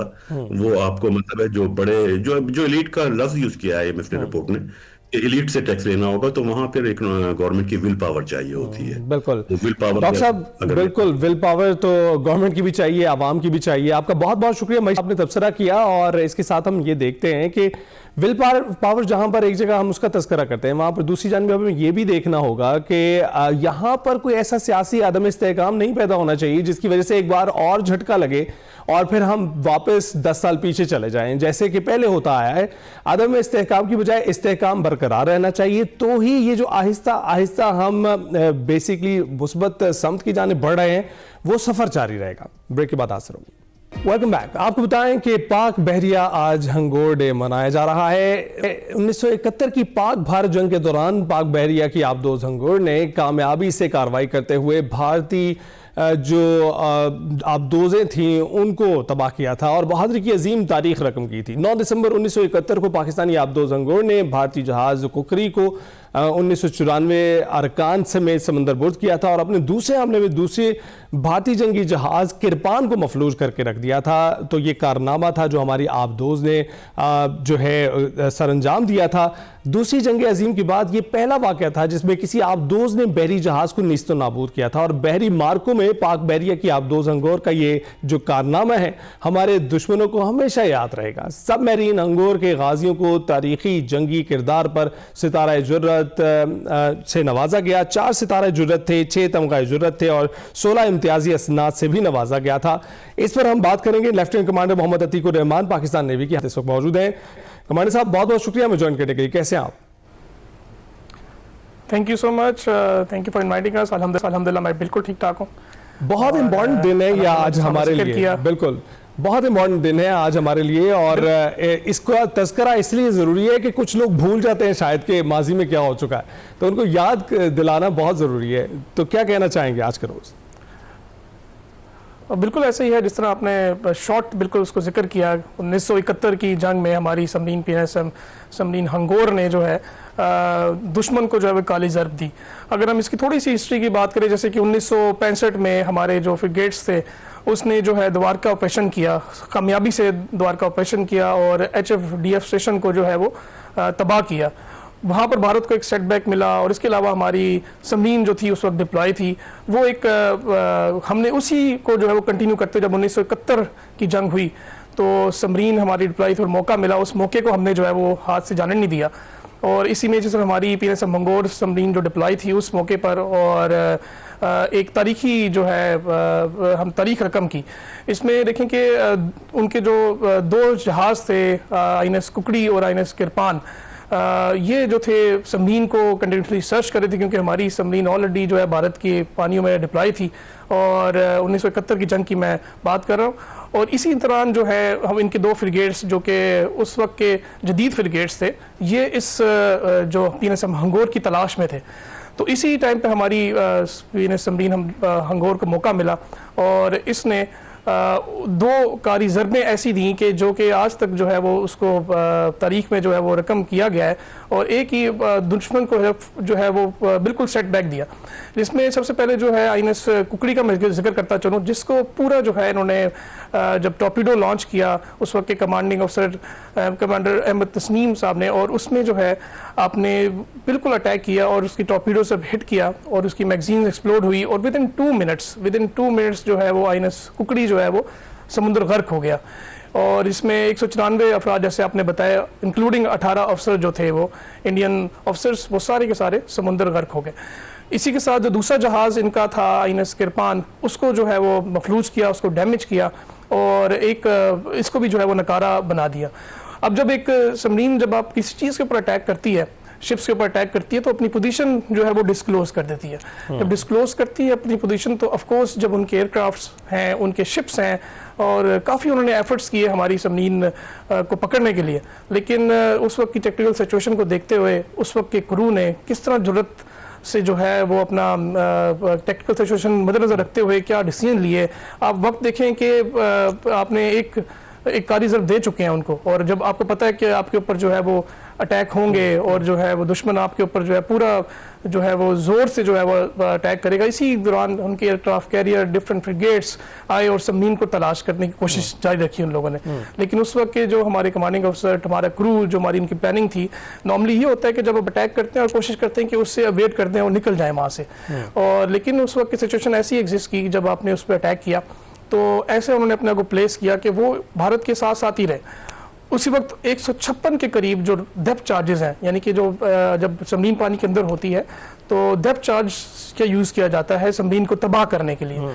तो आप खुद सोचें कि उनके एफर्ट्स, और 18 से 12 घंटे वो एफर्ट्स करते रहे और समरीन को जब डिटेक्ट करने की, डिस्ट्रॉय करने की उसको कोशिश करते रहे। वो तकरीबन 156 के करीब, यानी कि 150 से ज़ायद जो है रॉकेट डेप्थ चार्जेस फेंके गए और हमारी समरीन जो है वो अल्हम्दुलिल्लाह बच के सेफ होके और आज खराज तहसीन पेश करने के लिए अपने गाजियों को जो है हम इस पर डिस्कस कर रहे हैं। कमांडर साहब ये भी बताइएगा कि जो 1965 और 71 से किस तरह से हमारी बहरिया आज मुख्तलिफ है? 1965 में जब हमारी समरीन, एक ही समरीन थी हमारे पास, जो कि गाजी हमने अमेरिका यूएसए से जो है वो ली, और उसके बाद इसके बाद जो है हमारी समरीन में हमारी, आपको अंदाज़ा इस चीज़ का हो गया कि समरीन फोर्स की कितनी इंपॉर्टेंस है। 1965 में भारत के पास कोई समरीन अवेलेबल नहीं थी। इसी तरह इसी को कंटिन्यू करते हुए हमने और जदीद समरीनें, जो कि फ्रेंच समरीन हम लोगों ने यहाँ से ली, जो कि डेफनी क्लास में, इसमें हंगोर भी हमारी समरीन है, उसको हमने अपनी उसमें लिया। उसके बाद से कंटिन्यू करते हुए आज की अगर हम बात करें, चाहे वो बात करें 1965 की, चाहे वो बात करें 1971 की, और चाहे बात करें मार्के हक की, हमसे जदीद टेक्नोलॉजी से अवेस हम कंटिन्यूसली जो है अपने आप को इम्प्रूव कर रहे हैं। और सबसे ज़्यादा इसमें आला मिसाल हमारी जो 8 सबमरीनें, जो कि अभी हमने, हमारा कॉन्ट्रैक्ट है जिसमें हमारी 4 सबमरीन्स जो हैं वो चाइना में बन रही हैं, और जो 4 सबमरीन्स हैं वो हम पाकिस्तान में बनाएंगे। वो टेक्नोलॉजी शिफ्ट बेसिकली हम उसको रखते हुए इसको हम पाकिस्तान में बनाएंगे और पाकिस्तान से करेंगे। तो ये इंशाल्लाह तो इस जो हमारे आजकल की फ्रिगेट्स, आजकल की जो नेवी है, आजकल की एविएशन है हमारी, तो ये बिल्कुल जो है इनके पास जो सेंसर्स हैं, इनके वेपन्स हैं, एक जदीद तर्ज से लेज हैं, और इसमें बहुत हमें खुशी है कि we are in safe hands, और आप जैसे जो नौजवान हैं, हमारी जो हमारी सरहदें हैं उनका दिफा कर रहे हैं, हमारे समंदरों का दिफा कर रहे हैं, तो we are very happy and thank you for your service. हम अपने गाजियों को खराज तहसीन पेश कर रहे थे, अभी ब्रेक पर जाएंगे। Welcome back. Top of the hour segment शामिल करेंगे माइंड मैटर्स, जिसमें वकार अहमद मलिक आज बात कर रहे हैं कि चंद अलामात पर बच्चे को ऑटिज्म लेबल कर देना दुरुस्त नहीं है, उनको माहिर नफ्सियात को दिखाइए। आइए देखते हैं। अस्सलाम वालेकुम नाज़रीन, मैं वकार अहमद और आप देख रहे हैं माइंड मैटर्स। मेरे साथ समीदा अली बेग हैं, जो कि क्लिनिकल साइकोलॉजिस्ट हैं और यहाँ पर महनाज फातिमा में काम करती हैं। बहुत ही अच्छा स्कूल है, रिहैब के हवाले से बहुत ही कमाल काम कर रहा है, और इनसे हम बहुत कुछ जान सकते हैं। लेकिन मैं आज इनसे ऑटिज़म पर बात करना चाहता हूँ, क्योंकि शायद ये बहुत एक बड़ा प्रॉब्लम है, और ये एक ऐसा प्रॉब्लम है कि जो बढ़ रहा है, और वालिदैन के हवाले से बहुत सारे मामलात इस तरह के होते हैं कि जिसमें ऑटिज़म होता नहीं है लेकिन हम लेबल कर देते हैं, और समटाइम्स ऑटिज़म होता है लेकिन कुछ सोशल टैबूज़ होते हैं कि हम उसको एक्सेप्ट नहीं करते। और हर 2 सूरतों में जो सफ़र कर रहा होता है वो कौन कर रहा होता है? वो बच्चा कर रहा होता है। इस हवाले से हम रहनुमाई लेंगे, गिलगित से हम रहनुमाई लेते हैं, गिलगित बल्तिस्तान से हम रहनुमाई लेते हैं। हमारे साथ समीदा बैठी हैं। समीदा, बहुत शुक्रिया आपका। Thank you. समीदा, ऑटिज़म के हवाले से बताइएगा कि सबसे पहले तो क्या फ़र्क है कि नहीं वालिदैन हैं, आपने देखा होगा कि तो वो टैबूज़ होते हैं कि हम एक्सेप्ट करने को तैयार नहीं होते कि हमारा बच्चा कैसे किसी डिसऑर्डर का शिकार, इस तरह की चीज़ों को आप फेस करती हैं? जी सर, सबसे इम्पॉर्टेंट चीज़ अभी राइट नाउ मैं गिलगित बल्तिस्तान की जहाँ तक बात करूँ, यहाँ पे ये है कि पहले पेरेंट्स को जो है ना अवेयरनेस देना, इट्स वेरी इंपॉर्टेंट कि ऑटिज़म है क्या चीज़, व्हाट इज़ ऑटिज़म। अच्छा, उस ऑटिज़म को फिर आपने उनको explain in this way of sine and symptoms करवाना, इट्स वेरी इंपॉर्टेंट। ठीक है कि लेट्स सपोज आज मेरे पास एक पेरेंट आए, देवर लाइक कि बच्चा जो है ना आई कॉन्टेक्ट नहीं दे रहा, नाम पे रिस्पॉन्स नहीं दे रहा। अब उसी 2 सिम्टम्स के बेस पे या साइन के बेस पे मैं बच्चे को जो है ना डायग्नोज नहीं कर सकती, या मैं ये नहीं कह सकती कि बच्चे जो है ना वो ऑटिस्टिक है। एटलीस्ट आपके पास 5 to 6 या 6 to 7 सिम्टम्स होना चाहिए, जिसके बेस पे आप कह सकते हो ये इस बच्चे को जो है ना ऑटिज़म है, या फिर ऑटिस्टिक फीचर्स है इस बच्चे में, या फिर आपके यू कैन से कि he is going toward a red flag है बच्चे में। सो यहाँ जहाँ स्पेशली गिलगित बल्तिस्तान में मैंने ये देखा है कि पेरेंट को अवेयरनेस नहीं है कि ऑटिज़म क्या है। From last 2 years while working with different institution इन गिलगित बल्तिस्तान, अब लोगों में अवेयरनेस आई है, और साथ में उसी अवेयरनेस का एक पॉजिटिव चीज़ क्या कि एक्सेप्टेंस देना स्टार्ट किया पेरेंट्स ने कि येस इट्स अ प्रॉब्लम, और इस प्रॉब्लम की जो है ना कोई इलाज है, कोई ट्रीटमेंट है, उनके हम लोग ट्रीटमेंट कर सकते हैं, थेरेपीज़ दे सकते हैं। अच्छा, अब जब थेरेपी की जब बात आती है, यहाँ पे एक चीज़ मैंने जो ऑब्जर्व किया है, दे आर लाइक कि बच्चा इंस्टीट्यूट जा रहे या क्लिनिक जा रहे, सो हमें कोई रिजल्ट दे दे। जिस तरह हमारे पास इंक्लूसिव सेटअप के बच्चे हैं कि they are bringing progress report, तो इन बच्चों में भी वो कोई इस तरह की रिपोर्ट हमें दे दे। फिर हमें एक एक चीज़ उनको डिफाइन करना होता है कि बिहेवियर थेरेपी क्या चीज़ है, ऑक्यूपेशनल थेरेपी क्या चीज़ है, स्पीच थेरेपी क्या है, और ओटी क्या है। तो ये चीज़ मैंने जो है ना गिलगित बल्तिस्तान में देखा है। ये आपने ऑब्जर्व किया है कि मतलब बहुत सारे पेरेंट्स जो हैं जो बहुत ज़्यादा सेंसिटिव होते हैं, इस तरह के पेरेंट्स समटाइम्स कुछ ऐसे सिम्टम्स को जो समटाइम्स डेवलपमेंटल स्टेजेस पे आ जाते हैं, कोई चीज़ें जो हैं वो लेटर डेवलप हो रही होती हैं, कुछ जल्दी डेवलप हो रही होती हैं, तो उसकी वजह से कुछ सिम्टम्स तो ऐसे होते हैं जो कि ओवर द टाइम 2-3 सालों में खुद ही ख़त्म हो जाते हैं, लेकिन 1-2 सिम्टम्स पे शायद बच्चे को लेबल करना भी ये मुनासिब नहीं है। ऐसे ही है सर, ऐसे और ऐसा वेरी होता है। ट्रू, हाँ ऐसे ही होता है। और एक चीज़ हमें ना पेरेंट को बताना इट्स वेरी इंपॉर्टेंट कि जैसे पेरेंट आ जाते हैं हमारे पास, जिसमें हम लोग जैसे क्या है ना कि माइलस्टोन अचीवमेंट या डेवलपमेंटल माइलस्टोन, क्या बच्चे का वो चीज़ अचीव्ड है एज के साथ, वो चीज़ हमें देखना पड़ता है। यू नो वेरी वेल कि हम लोग जब एक साइकोलॉजिकल असेसमेंट कर रहे होते हैं उसमें हम लोग हिस्ट्री पे ज़्यादा फोकस करते हैं, इट्स वेरी इंपॉर्टेंट, ठीक है। उसी पे हिस्ट्री के बेस पे हम लोग डिफरेंट फैक्टर्स देख के फिर उसके बेस पे पेरेंट को हम लोग बता देते हैं। एंड वन थिंग, मैं पर्सनली एज अ साइकोलॉजिस्ट मैं किसी बच्चे को जो है ना एक टैग लगाने वो नहीं करती, मैं इतना प्रेफरेंस नहीं देती कि बच्चा इज़ विद आईडी, बच्चा इज़ ऑटिस्टिक, नहीं, मैं प्रेफरेंस देती एज अ बिहेवियर थेरेपिस्ट मैंने काम किया है, तो child is with behavioural issues होते हैं, ठीक, दिस इज वेरी नॉर्मल। तो आप जो है ना उस बिहेवियरल इश्यूज के बेस पे जो है ना बच्चे को आप रूल आउट करेंगे। कुछ बच्चे होते हैं कि वो वॉक थोड़ा डिले कर लेते हैं, इट्स फाइन, कई चीज़ें, स्पीच डिले हो सकता है, स्पीच डिले होता है। और ये जो ऑटिज्म है इसके हवाले से अगर हम कोई नुमायां चंद 6-7 इलामात कहना चाहे तो क्या कह सकते हैं? सिम्टम्स बहुत नुमायां होते हैं। सबसे इम्पोर्टेंट चीज़ हमें ऑटिस्टिक बच्चों में ये देखना है कि क्या वो बच्चा सोशल इंटरेक्शन उनमें है, नंबर 1, हाँ सोशल कम्युनिकेशन कर सकता है बच्चा कि नहीं कर सकता, वो चीज़ सबसे इम्पॉर्टेंट है। उसके बाद बच्चे के आई कांटेक्ट है, आपको कितने टाइम के लिए आई कांटेक्ट दे पा रहा है। उसके बाद उस बच्चे की अटेंशन स्पेन किस तरह है, कोई रेपुटेशन है उसके बिहेवियर में, कोई एक ही काम बार बार रिपीट करे, उस बच्चे की स्केजुलिंग में अगर कोई डिस्टर्ब करे आप लोग, क्या वो उस डिस्टर्बेंस को एक्सेप्टेंस दे रहे कि नहीं दे रहे। ऐसा नहीं कोई स्पेसिफिक टेक्सचर को वो प्रेफरेंस दे रहा हो, ये चीज़ हमने देखना होता है। So there are so many factors you can say, और मोस्टली यही होता है कि ऑटिज्म के साथ आपके कॉमोर्बिड फीचर्स होते हैं, जिस तरह हमारे पास ADHD attention deficit hyper activity, इस तरह कॉमोर्बिड फीचर्स भी होते हैं। और इस तरह की जो चीज़ें हैं, जिस तरह कोई रेपिटेटिव, जिस तरह पंखा घूम रहा है, ये घूमती चीज़ों को अगर वो ज़्यादा देख रहा है, ज़्यादा देखे, स्कैनिंग करे, उसी को हम कहेंगे scanning, for a long time उसकी स्कैनिंग करे, और उसी में हम लोग स्पीच की तरफ अगर जाए, बच्चे अगर स्टिमिंग करे, that's in the form of vocal stimming या वर्बल स्टिमिंग करे, तो ये कुछ स्पेसिफिक जो डोमिनेंट फीचर्स है ऑटिज्म के, तो फिर इसके बेस पर हम लोग कह सकते हैं कि हाँ इसमें इस बच्चे में ये है, अगर ये स्पेसिफिक फीचर्स आ रहे हैं देन यू कैन से ही और शी इज ऑटिस्टिक। और यहाँ पे कुछ कोरिलेशन ये भी कही जा रही है कुछ अरसे से कि कुछ स्क्रीन टाइम जो ज़्यादा हो गया पेरेंट्स में भी और बच्चे को भी मोबाइल थमाया हुआ है, इसका कहीं कोई ताल्लुक बन रहा है ऑटिस्टिक चीज़ों के बढ़ने से? यस, मैं एक चीज़ इसके साथ ऐड करना चाहती हूँ कि लास्ट वीक हमारे जो है ना हुंजा में हम लोगों ने एक कैंप करवाया था, उसी में हमारे सारे रिहैब टीम वहाँ पे गए। वहाँ पे मेरे पास जो 4-5 बच्चे आए थे, तो वहाँ पे वो अगेन वही देयर विद रेड फ्लैग्स, ठीक है, और साथ में जब उनके स्क्रीन टाइम मैंने पूछा है कि वो एक्सेस में था 5 to 6 hours, 6 to 7 hours, it means that कि स्क्रीन का जो है ना एक बहुत बड़ा रोल है इस चीज़ में, ठीक है, क्योंकि बच्चे उसी चीज़ में इंगेज हो जाते हैं, they are lost from the real world, ठीक है। तो ये इसका है, यू कैन से कि वर्चुअल ऑटिस्टिक। और एक लास्ट टाइम में एक कोई बायोग्राफी यू कैन से वो मैं रीड कर रही थी, उसमें ये मेंशन था कि कोविड के टाइम पे जो है इट्स उस टाइम ये जो वर्चुअल ऑटिस्टिक यू कैन से कि वो केसेस ज़्यादा आए हैं। अच्छा, ये बताइए कि ये जो मोहब्बत होती है ये कितना किरदार अदा करती है एक ऑटिस्टिक बच्चे को इसमें से निकालने में? मेरी मतलब ये है कि जिस तरह आप एक बच्चे से शदीद मोहब्बत करते हैं और फिर उसको क्वालिटी टाइम देते हैं, फिर आप उसके साथ बाहर जाते हैं, आप सब्ज़ी भी लेने भी जा रहे हैं, बहुत ज़्यादा उसको टाइम दे रहे हैं, बहुत ज़्यादा मोहब्बत कर रहे हैं, ये किस हद तक मौसर होता है? अच्छा, आप स्पेसिफिकली मतलब ऑटिस्टिक बच्चे को आप किस तरह केयर करने की बात करें? जहाँ मतलब बहुत सारी जगहों पे अब जिस तरह स्क्रीन टाइम है तो उसमें हमने देखा कि जब बहुत ज़्यादा बच्चे निगलेक्ट हुए, बहुत ज़्यादा तवज्जो उनको क्वालिटी वो जो तवज्जो नहीं मिली, तो उसकी वजह से कुछ फीचर्स तो आ गए।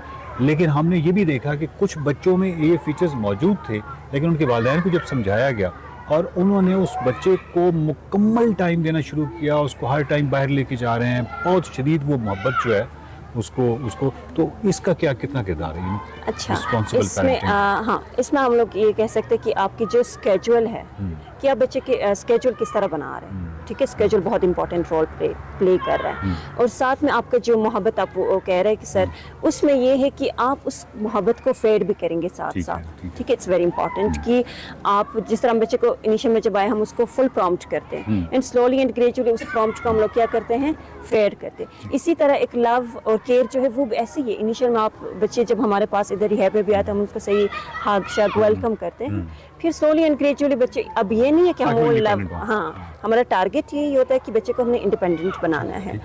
तो फेड करने से क्या होगा कि बच्चे को वो अफेक्शन, वो चीज़ें अवेलेबल होंगे साथ में, लेकिन बच्चे में एक इंडिपेंडेंसी वाला फैक्टर आएगा।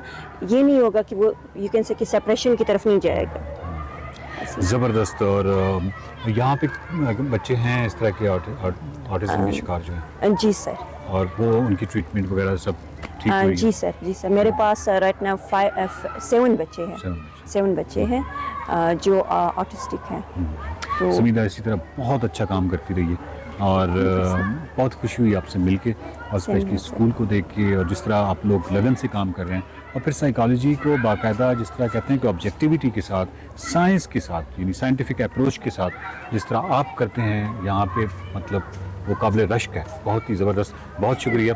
नाज़रीन, अगले हफ्ते मुलाकात होगी और समीदा से कुछ मज़ीद सवाल पूछेंगे स्पेशली चाइल्ड डेवलपमेंट के वाले से, क्योंकि इनका बहुत अच्छा तजुर्बा है और तजुर्बा इस तरह का है कि मतलब रोज़ाना इनका और काफ़ी अरसे से रोज़ाना बच्चों के साथ वास्ता है और ये जो रियल टाइम, ये जो इस तरह के एक्सपीरियंसेस होते हैं ये आपको बहुत कुछ सिखाते हैं। निसाबी कुतब में जो आपने सीखा होता है इसके अलावा वो आपको बहुत कुछ सिखाते हैं। तो हम सीखने का ये जो अमल है ये जारी रखेंगे। देखते रहिए माइंड मैटर्स। Welcome back. अब मुलाकात का वक्त है तो एक्सप्रेसो की खास मेहमान से आपकी मुलाकात कराते हैं। एक्सप्रेसो में मौजूद हैं करीमाबाद हुंजा की और पाकिस्तान की पहली बैनुल-अक़वामी खातून mix martial arts artist MMA fighter खातून अनीता करीम। जी, ये अनीता करीम का तारुफ आपको करवा रहे हैं, इसलिए भी ज़रूरी है कि इनका पूरे का पूरा ख़ानदान जो है वो लड़ाका खिलाड़ियों से भरा पड़ा है और इनका ताल्लुक उसी ख़ानदान से। अनीता करीम ने प्रो MMA में अपनी पहली कामयाबी अपने करियर की दूसरी लड़ाई में इंडोनेशिया की गीता सोहार के खिलाफ हासिल की थी और इसके बाद उन्होंने जो वन चैंपियनशिप है उसके परचम तले एस्टोनिया की खिलाड़ी को जो है हराया था। फिर ग्रैपलिंग चैलेंज की बात करें PGC में 2017 और 18 की, उसमें इन्होंने 7 तलाई तमगे जीते थे और 1 चांदी का तमगा भी अपने नाम किया था और फातेह करार पाई थी। उन्होंने मुतादिद कौमी और बैनुल-अक़वामी मुकाबलों में कामयाबी हासिल करके MMA की दुनिया में पाकिस्तान का नाम रोशन किया और अब खुशखबरी ये है कि वो बहुत जल्द पाकिस्तानी शायकीन के दरमियान फाइट लड़ने जा रही हैं और MMA फाइटर अनीता करीम 10 जनवरी को ईरानी हरीफ के मद्दे मुकाबिल होंगी। मजीद इस फाइट के हवाले से अनीता से ही जान लेते हैं। शुक्रिया अनीता में ज्वाइन करने के लिए। कैसी हैं आप? अल्हम्दुलिल्लाह। अनीता, सबसे पहले तो ये बताइएगा कि अब जो ये फाइट होने वाली है, MMA के जो शायकीन है आपको कितने इंटरेस्टेड दिखाई दे रहे हैं? बहुत ज्यादा, क्योंकि सारे यही कह रहे थे कि आप पाकिस्तान में कब फाइट करोगी। फाइनली मैं 10 जनवरी को फाइट करी और जितने भी स्पेशली गिलगित के लोग हैं सारे एक्साइटेड हैं और पेरेंट्स बहुत ज्यादा एक्साइटेड हैं। आपके पेरेंट्स को तो दाद देनी पड़ेगी क्योंकि उन्होंने माशाल्लाह पूरे का पूरा खानदान ही ऐसा है कि फाइटर से भरा हुआ है। और साथ में ये बताइएगा कि कोई रेजिस्टेंस आपको बाकी जगह से दिखाई दी कि आपको नहीं करना चाहिए? आपके दोस्तों ने मशवरा दिया हो कि आप खातून हैं, फाइटर कैसे बनेंगी? तो कुछ ऐसे कलमात सुनने को कभी आपको मिले? ऑब्वियसली ये स्टार्टिंग में सब यही कह रहे थे कि तुमसे नहीं होगा, ये मर्दों का खेल है, क्या करना है उसमें जाके लड़ाई सीख के। तो फ्रेंड्स भी यही कहती थी। तो उस टाइम मैंने कुछ नहीं बोला क्योंकि बोलने से उनको समझ आने वाला नहीं था। तो हमने सोचा क्यों ना उनको प्रूफ करके दिखाएं। बिल्कुल ऐसा ही है और आप प्रूव कर रही हैं। तो ऑल द बेस्ट पहले तो कि आप 10 जनवरी की फाइट जो है जीते। साथ में ये बताइएगा कि ट्रेनिंग कैसी जा रही है आपकी? ट्रेनिंग अल्हम्दुलिल्लाह अच्छी जा रही है। फाइट कैंप बहुत अच्छा जा रहा है कोचेस के अंडर और जी बस एक्साइटेड हूँ फाइट्स के लिए। बिल्कुल। अच्छा, ये भी बताएं कि लाहौर में भी इंटरनेशनल बॉक्सिंग चैंपियनशिप हुई। आपको लगता है कि ऐसे इवेंट्स में अब तवातुर दिखाई देना शुरू हो गया है क्योंकि अब आप भी हमें जो है अपने पाकिस्तानियों के माबैन फाइट करती हुई दिखाई देंगी? जी सब मतलब पहले तो इस तरह की अपॉर्चुनिटीज नहीं मिल रही थी। मैं भी इसीलिए फाइट नहीं कर पाई क्योंकि इस तरह अपॉर्चुनिटीज पाकिस्तान में नहीं थे और नेशनल लेवल पर थे, लेकिन कोई फीमेल फाइटर नहीं थी। अब अल्हम्दुलिल्लाह इन्फिनिट आया हुआ है, इन्फिनिट चैंपियनशिप, इस तरह से बॉक्सिंग आया है। तो इसमें ये है कि जितने भी हमारे पाकिस्तानी एथलीट्स हैं उनको मौका मिल रहा है अच्छे अच्छे प्लेटफॉर्म पर कि वो फाइट कर सके और अपॉर्चुनिटीज हासिल कर सके। तो आपसे ये तो पूछना भेजा होगा कि आप एमएमए की जानिब क्यों आई, क्योंकि आपका तो पूरा खानदान ही एमएमए में है। एमएमए क्योंकि मुझे पसंद है, क्योंकि सारी चीजें मैंने एमएमए सेल्फ डिफेंस के लिए सीखा था, क्योंकि इसमें ये होता है कि सारे चीजें मिक्स होती है। आपको पंच मारना भी आना चाहिए, किक भी, और ग्राउंड पर अगर कोई लेके जाता तो वहां से कैसे अपने आप को स्केप करना चाहिए। तो मुझे लगता है कि ये एक बेस्ट गेम है जो आपकी सारी जितनी चीजें हैं वो कवर अप करती है। राइट तो आपको घर में ही ऐसा माहौल मिला है, तो किस किस के साथ फाइट करती रही हैं, ट्रेनिंग करती रही हैं, जिससे आपका जो है तजर्बा बढ़ गया है? एक्चुअली मुझसे जो दो बड़े भाई हैं, अली सुल्तान और एहतेशाम, वो हमारे हेड कोच हैं, और एक फाइटर है उलमी करीम। तो उनको देख के बस उन्हीं के साथ सीख के बस हम आ गए इधर। अच्छा अनीता, वैसे खवातीन को क्या सजेस्ट करेंगी? एमएमए कैसी फील्ड है, क्या उन्हें भी इस जानिब आना चाहिए? ओब्वियसली, क्योंकि पूरे दुनिया में देखें मिक्स मार्शल आर्ट को एज अ सिलेबस भी लिया जाता है, क्योंकि यहाँ पर खवातीन ऐसे होती हैं जो बाज़ औक़ात वो कहीं अकेले भी नहीं जा सकती, क्योंकि इस तरह के कोई सिचुएशंस होते हैं जिसमें वो हैंडल नहीं कर पाती है। स्पेशली मेरे में भी इतना कॉन्फिडेंस नहीं था जब मैंने मिक्स मार्शल आर्ट स्टार्ट नहीं किया था। तो अल्हम्दुलिल्लाह अभी मैं डिफरेंट पर्सन हूँ, क्योंकि मैं खुद अकेले जा सकती हूँ, अपने काम खुद हैंडल कर सकती हूँ। कोई मेरे साथ छेड़े तो उसको उसी टाइम जवाब दे सकती हूँ। हाँ बिल्कुल, और वो आ बैल मुझे मारने वाली जो है वो मुहावरा कि आपको कोई छेड़ेगा तो फिर जान लेगा कि उसका अंजाम क्या होगा। तो दूसरी बात ये कि इस सारी सूरत हाल में ये भी कहना दुरुस्त होगा कि सारे के सारे मर्द भी एमएमए में नहीं है, तो सारी की सारी खवातीन भी नहीं होंगी। वो जो इंटरेस्टेड हैं उनके लिए आप मसले रहा है। अभी ये कि जो इंटरेस्टेड है, अभी पूरे पाकिस्तान में मिक्स मार्शल आर्ट के जिम है अल्हम्दुलिल्लाह। शुरू में ये था कि एक दो मिक्स मार्शल आर्ट के जिम थे, तो बहुत मुश्किल होता था लोगों के लिए इधर उधर जाके ट्रेनिंग करने में। अभी तो पूरे पाकिस्तान में हर जगह पर है। बस मसला ये है कि हमारे अंदर सुस्ती है, और हमें स्पेशली खवातीन को ये लगता है कि हम कुछ नहीं कर पाएंगे, ये बहुत सख्त गेम है या ये सख्त खेल है तो नहीं कर पाएंगे। तो ऐसा कुछ भी नहीं है, क्योंकि हर एक चीज हम कर सकते हैं, और ऐसा कोई काम ही नहीं है, आई डोंट थिंक सो, जो हमसे नहीं हो पाएगा। मसला ये है कि हमारे खुद के अंदर है, निकले घर से और अपने लिए कुछ करें। राइट तो अनीता, क्या फंडिंग के हवाले से आपको कोई मुश्किलात का सामना तो नहीं करना पड़ता? जी, उसमें भी बहुत ज्यादा प्रॉब्लम होती है, क्योंकि मिक्स मार्शल आर्ट थोड़ा सा लाइक एक्सपेंसिव गेम है। उसमें सारे गेम्स थोड़े से हैं, क्योंकि सारे एथलीट्स को अपने सप्लीमेंट्स का ख्याल रखना पड़ता है, डाइट का ख्याल रखना पड़ता है, तो उसमें थोड़ा सा ज्यादा खर्चा आता है। और यहाँ पर इतना मतलब स्पॉन्सरशिप का या इस तरह की चीजों का कॉन्सेप्ट नहीं है, जिससे हमें मुश्किलात फेस होती है। बाहर जाना होता है फाइट्स के लिए हमें इंटरनेशनल लेवल पर, जो कि सारी चीजें हमें खुद करनी पड़ती है। बिल्कुल, आपकी जो काविशों की दाद देनी पड़ेगी। आप जैसे खिलाड़ी जो हैं अपने मदद आपके तहत बाहर जा रहे होते हैं, मुल्क का नाम रोशन कर रहे होते हैं। थैंक यू वेरी मच उसके लिए। और अभी तो जो लोग खुद से एमएमए में अपना मकाम बनाना चाह रहे हैं उनके लिए क्या सजेस्ट करेंगे? और आप खुद अपने बारे में बताएं, आपके डाइट प्लान्स क्या हैं जिसके मुताबिक आपने कोई चीज़ छोड़ दी हो, मुस्तकिल तौर पर आप नहीं खाती हैं, और कोई चीज़ ऐसी जो पहले नहीं खाती थी आप अपना ली हो आपने? इस तरह कोई स्ट्रिक्ट चीजें नहीं होती। जब हाँ ऑब्वियसली जब फाइट कंफर्म हो जाता है और वेट कट पर आ जाते हैं, तो उसमें फिर हमें डाइट फॉलो करना पड़ता है, जो कि अभी मैं डाइट फॉलो कर रही हूँ, वेट कट पर हूँ। तो उसमें मुझे बहुत सी चीजें कट करनी पड़ती है। स्पेशली मुझे मीठा पसंद है, वो मुझे अभी मैं नहीं खा सकती, और ऐसे बहुत सी चीजें कि डाइट को मैंने क्लीन किया हुआ है। तो बस ये थोड़ा सा प्रॉब्लम होता है, बट आफ्टर द फाइट फिर एंजॉय कर सकते हैं। राइट चीट डेज होते हैं। अनीता, ये वैसे बहुत ही मुश्किल काम है कि आपको कोई चीज़ पसंद हो, आपके सामने हो, आपने वेट कट के लिए उसे छोड़ना हो। तो आपकी पसंदीदा चीज़ों में क्या है? बिरयानी पसंद है, और वेट कट के दौरान क्या छोड़नी तो नहीं पड़ जाती आपको?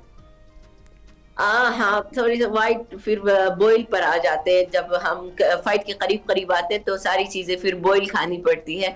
और मुझे तो बहुत ज्यादा मीठे में गुलाब जामुन, गाजर हलवा पसंद है, फिर अभी से मैंने छोड़ दिया है। Right right. अच्छा, आपकी कुछ दोस्तों में ऐसी तो नहीं है कि कहीं पर उन्होंने ऐसी जगह जाना हो जहां जाने से उनको डर लगता हो, तो वो आपको कहें अनीता हमारे साथ चलें? वो तो शुरू से है मेरा, लाइक बचपन से ही मुझे जहां पर भी लेके जाते हैं एज अ गाइड मुझे लेके जाते हैं। अभी भी यहाँ पर, अच्छा आप किसके साथ हो, कोई कॉल करता है मैं मेरी फ्रेंड को, अब मैं अनीता के साथ हूँ, अच्छा कोई बात नहीं बस आराम से आ जाओ घर, तो ये होता है कि वो सेफ है। राइट तो अनीता, अब कैसा माहौल देखना चाहती हैं आप पाकिस्तान में एमएमए फाइटर्स के लिए, दीगर खिलाड़ियों के लिए? किस तरह से ग्रो कर सकते हैं हम? ये कि हमें अगर अच्छे स्पॉन्सर्स मिले, गवर्नमेंट का सपोर्ट हो, तो पाकिस्तान में बहुत ज्यादा टैलेंट है जो इंटरनेशनल लेवल पर जाके लाइक बहुत से अच्छे ऑर्गेनाइजेशन में फाइट कर सकते हैं और चैंपियन बन सकते हैं। बिल्कुल ऐसा ही है। और कुछ खवातीन के लिए पैगाम, खास पैगाम, जैसे आप फाइट कर रही हैं वैसे ही दीगर खवातीन के लिए कोई पैगाम जिससे उनका हौसला बढ़े और वो भी एमएमए की जानिब आ सके? फीमेल्स के लिए यही कहूंगी कि कभी भी गिव अप नहीं करना, और ये कि प्रॉब्लम्स आते रहेंगे उनको फेस करना सीखे, और स्पेशली आप एमएमए के फील्ड में आए और उसमें ये कि आपकी पूरी लाइफ चेंज हो जाएगी। बिल्कुल ऐसा ही है। बहुत बहुत ऑल द बेस्ट आपकी जो फ्यूचर फाइट है उसके लिए। अनीता हमसे गुफ्तगू कर रही थी अपनी फ्यूचर फाइट के हवाले से। बहुत सारे तमगे तो वो पहले ही लेकर आई हैं और उम्मीद भी ये जाहिर कर रही हैं कि फ्यूचर में पाकिस्तान में जो खवातीन एमएमए फाइटर्स हैं उनकी तादाद में भी इजाफा होगा। ब्रेक के बाद हाजिर होंगे। Welcome back. कुछ सियासी गुफ्तगू करते हैं। आपको बताते हैं कि हुकूमत ने तहरीक इंसाफ के खिलाफ शिकंजा मजीद सख्त कर दिया है। बानी से मुलाकातों पर मुकम्मल तौर पर पाबंदी लगा दी गई है और अडयाला जेल के बाहर सिक्योरिटी सख्त कर दी गई है। हुकूमत की जानिब से तहरीक इंसाफ को यह मशवरा भी दिया जा रहा है कि अगर वो बानी पीटीआई के बयानिए से लाताल्लुकी का ऐलान कर दें तो बातचीत हो सकती है, मगर सेनेटर फैसल वारा ने इससे भी सख्त पैगाम दिया है। वैसे नरम पैगाम तो वो कभी देते ही नहीं है, सख्ती दिया है। अगर कोई इमरानियत पर फ्रंट फुट पर आएगा तो उसका ना फ्रंट रहेगा और ना ही फुट रहेगा। आज से ऐसी की तैसी होगी। पीटीआई के खिलाफ नाअहली, पाबंदी और 9 मई केसेस का मंतकी अंजाम शुरू होगा। फैसल वारा ने यहां तक कह दिया है कि हिंदुस्तान का लिबादा ओढ़कर ऐवान में बैठे अफराद को कीड़े मकोड़ों की तरह मसल दिया जाएगा। सेनेटर राना सनाउल्लाह कहते हैं कि बानी पीटीआई पर गद्दारी के मुकदमे का इम्कान मुस्तरद नहीं किया जा सकता है। तहरीक इंसाफ ने पैगाम को मजाक समझा तो वो नुकसान उठाएगी। फौज और सरबरा के खिलाफ हद अबूर करेंगे तो बर्दाश्त नहीं किया जाएगा। बहन से मुलाकात के बाद बानी पीटीआई के अकाउंट से जो ट्वीट आया उसके बाद फैसला हो गया है। पीटीआई का अंजाम बानी एमकेएम से मुख्तलिफ नजर नहीं आ रहा। एक पीटीआई अडयाला और एक पीटीआई पाकिस्तान बनने जा रही है। उधर कौमी असम्बली इजलास से पहले पीटीआई रहनुमा बैरिस्टर गौहर ने कशीदगी के खात्मे के लिए स्पीकर कौमी असम्बली से किरदार अदा करने की दरखास्त कर दी है। उन्होंने कहा है कि आपने हमें दीवार से लगा दिया, यहां एक माइनस हुआ तो कोई नहीं बचेगा। अगर 2 साल बाद जो हम इस मुकाम पहुंच गए थे, अगर अभी से दोबारा वो मुकाम शुरू हो जाए जो 9 मई को था, मैं कहता हूँ ये एक बड़ा अनफॉर्चुनेट होगा मुल्क के लिए, कौम के लिए।